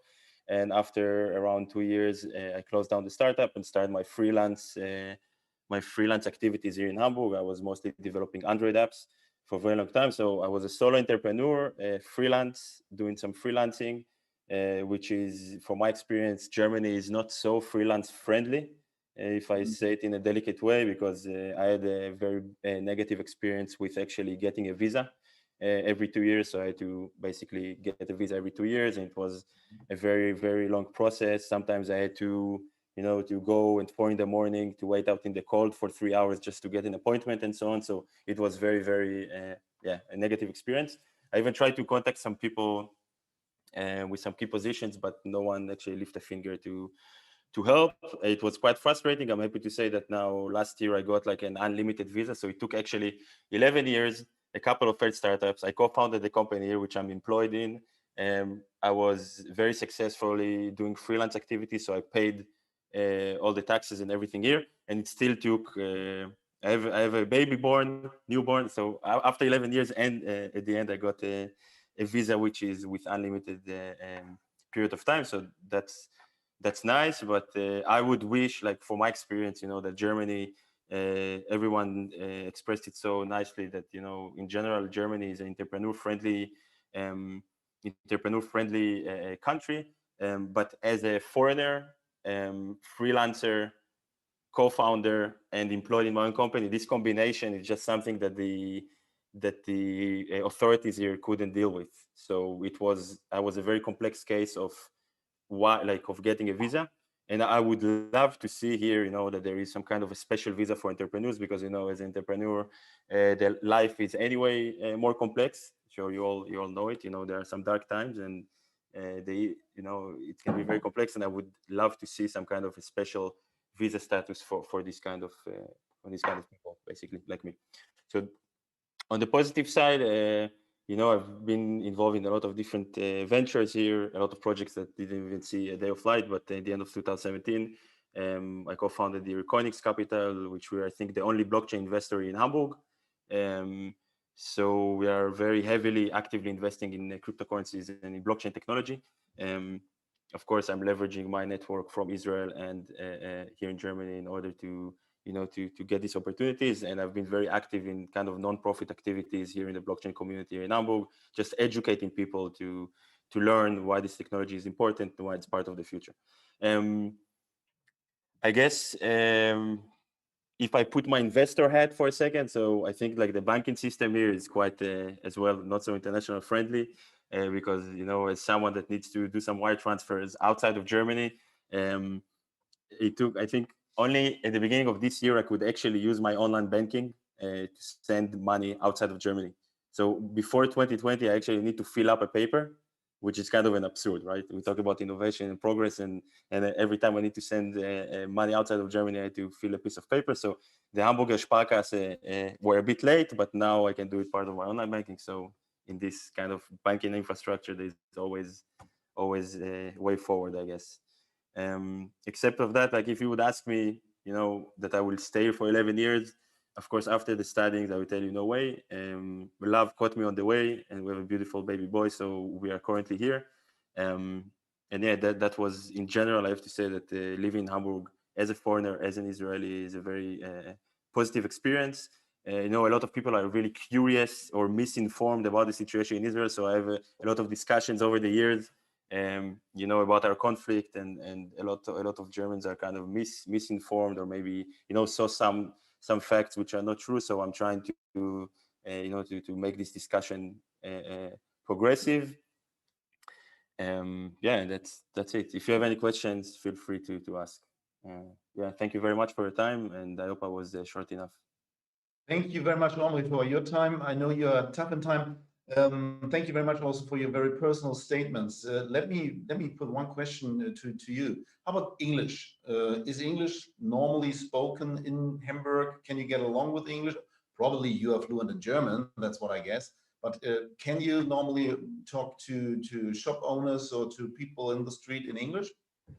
It really depends. I mean, first of all, I studied here in English, and even the professors, their English wasn't so good. So it was kind of challenging to understand what they're trying to teach us at the beginning, but it got better. I actually was forced to learn German because my beautiful wife, when we met 8 years ago, she didn't speak any English. So kind of we try to, to gap that. So I learned most of my German, my street German, as I like to call it, from her.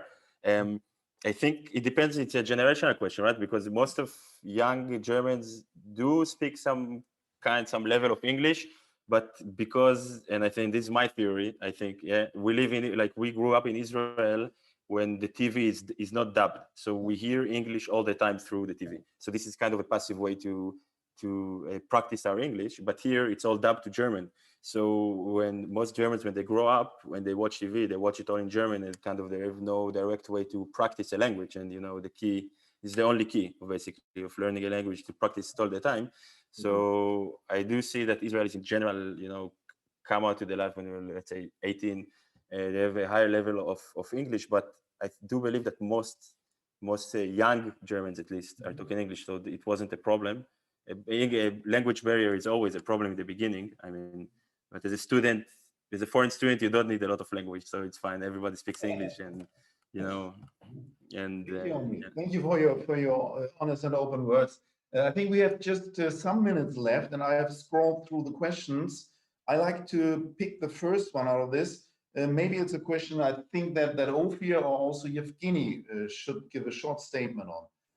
How long does it take to incorporate in Hamburg, and does Hamburg provide support? Ophir, you want to start? Yeah, well, according to, let's say like that, usually the marketing answer is very fast. but trying to be honest, as Omri here said, I can assume that it will take about a month to 2 months, including the banking system, including all the procedures. So usually I recommend prepare in advance. If you want, you know that you are going to approach the country, then especially Hamburg, then prepare in advance. But let's say the right answer is several weeks. Usually, by the way, not because of the bureaucracy, but sometimes because of the documentation that we are missing from the entrepreneur. Some of the documentation need to be apostille signature, notarized and such. So usually this is the obstacle, gathering all the information and entering. Keep in mind also that in this procedure, usually, as I mentioned earlier, quite a lot of questions arising during that procedure, and the entrepreneur need to reflect on them, and he didn't know them before, like legal structure, taxation, who is your partner. They know the partners, but the agreements and such. So practically, it's taking a few weeks. Yeah. Thank you very much. Yevgeny, you like to add something on how Hamburg supports? Yeah, a little bit. Yeah, just a little bit about Hamburg procedures. So just to form a company, you need for this maybe 1 or 2 days just visiting Hamburg and to visit lawyer and notary and go to the bank to open a bank account. But after that, you have to wait just around about 3 to 4 weeks for the registration procedure at the Chamber of Commerce. But you can use this time for dealing, for searching together with us, for searching for offices or employees or whatever to speed up another procedures and so on. Yes. May add anything also to Omri's statement about his? Sure. Yes, I want just to give a very short input. But also thank you for this. Not perfect experience with the foreign department. So it's very important for us because we deal in this area. And so also we know about the troubles, but try to make it better by time. So it's a pity that we were not in touch all these years. It's really a pity. And you came to Hamburg 2008 or 9, and I started 3 years later, so it was almost impossible to help, I will say. No, but to be honest, just use our agency for these cases, for this troubles or dealing with foreign department, because we are like your connector. We are like your connector between business and government. We can understand you in your entrepreneur language and translate it to the administrative language to German colleagues and give you feedback. So we are like your connector, and also you, Omri, I guess you will have more questions by time, so you can contact me every time and we will see how we can support, okay? It's a small thing, but on the other hand, it's a very essential part of the support we can grant. I pick another question, which may, due to the time, already be the last one, and I think it is a question for Veronica. Is there any funding in Hamburg targeting AI startups? We can hear you. Yes, thank you. Yes, AI is a very big topic at the moment. There's a lot of stuff happening. Omri is smiling, so maybe he's involved in some AI activities as well. I don't know that. But there is, so basically the programs that I was mentioning before in the direction of the IFB, they are also targeting AI startups. But also there's a lot of activities in the making right now. I cannot talk about this openly, but with a little bit of luck, there will be huge funding in the near future. So having said that, I would like to know more what the concrete startup idea is, then we can help. But for now, I can only give this information. Stefan, may I add to Veronica? Tomorrow we have a session in the conference regarding Israeli government benefits. So keep in mind that there are also all kinds of Israeli government benefits to assist with funds coming to Hamburg. We'll discuss that broadly tomorrow, but just mentioning that there is, and you need to look for that, or you can again consult us, all of us, regarding that also. Very good, very good. We also have a second session tomorrow about the same time, where we will also dig into some of these support topics and so.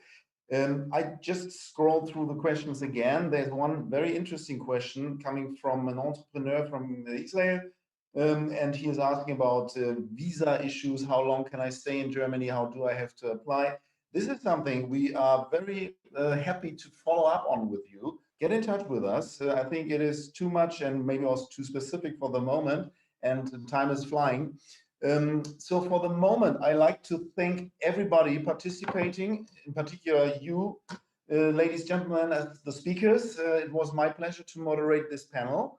I'm looking forward to follow up things we can do with companies, and it was also very interesting to understand the range of topics we had touched today. Thank you very much. I hope Johannes is somewhere in the background. Thank you to the audience also. Get in touch with us. Let us know what we can do for you, and then we will follow up on that. Thank you very much for the moment. Thank you, everyone. Thank Cheers. you. Take care. Shalom. Well, and here we are, almost at the end of the first day. Thank you very much for everybody joining us this morning. I think we had 3 very interesting and smooth sessions. A little bit of muting turbulence during the aviation slot, but nonetheless, I highly enjoyed listening to all the speakers, to the entire panel. And if we were in Israel right now, we would probably enjoy what I personally find one of the finest foods in the world. We would probably go to a restaurant with all of you and enjoy a nice lunch break. Looking out of the window here in Hamburg, the weather is rather foggy, cloudy, cold. All the restaurants are closed. Actually, we have a nice Israeli restaurant next door. Nonetheless, that's all closed and put on hold for maybe next year, which is not to be put on hold, is our second day tomorrow, to which I cordially invite you all. We'll focus on mobility and hydrogen, two also very, very, which I can already say, hot topics in and for the city of Hamburg. You will find the registration link on the same page as you found the one for today. And once again, thank you all for tuning in. Thank you for all the presentations, the nice panel discussions, and of course for all your questions, where lots of them coming in. Enough talk from my side. See you tomorrow morning at 9 o'clock. I will be your moderator again, and stay safe, stay well, and enjoy your lunch break. Shalom, and see you tomorrow.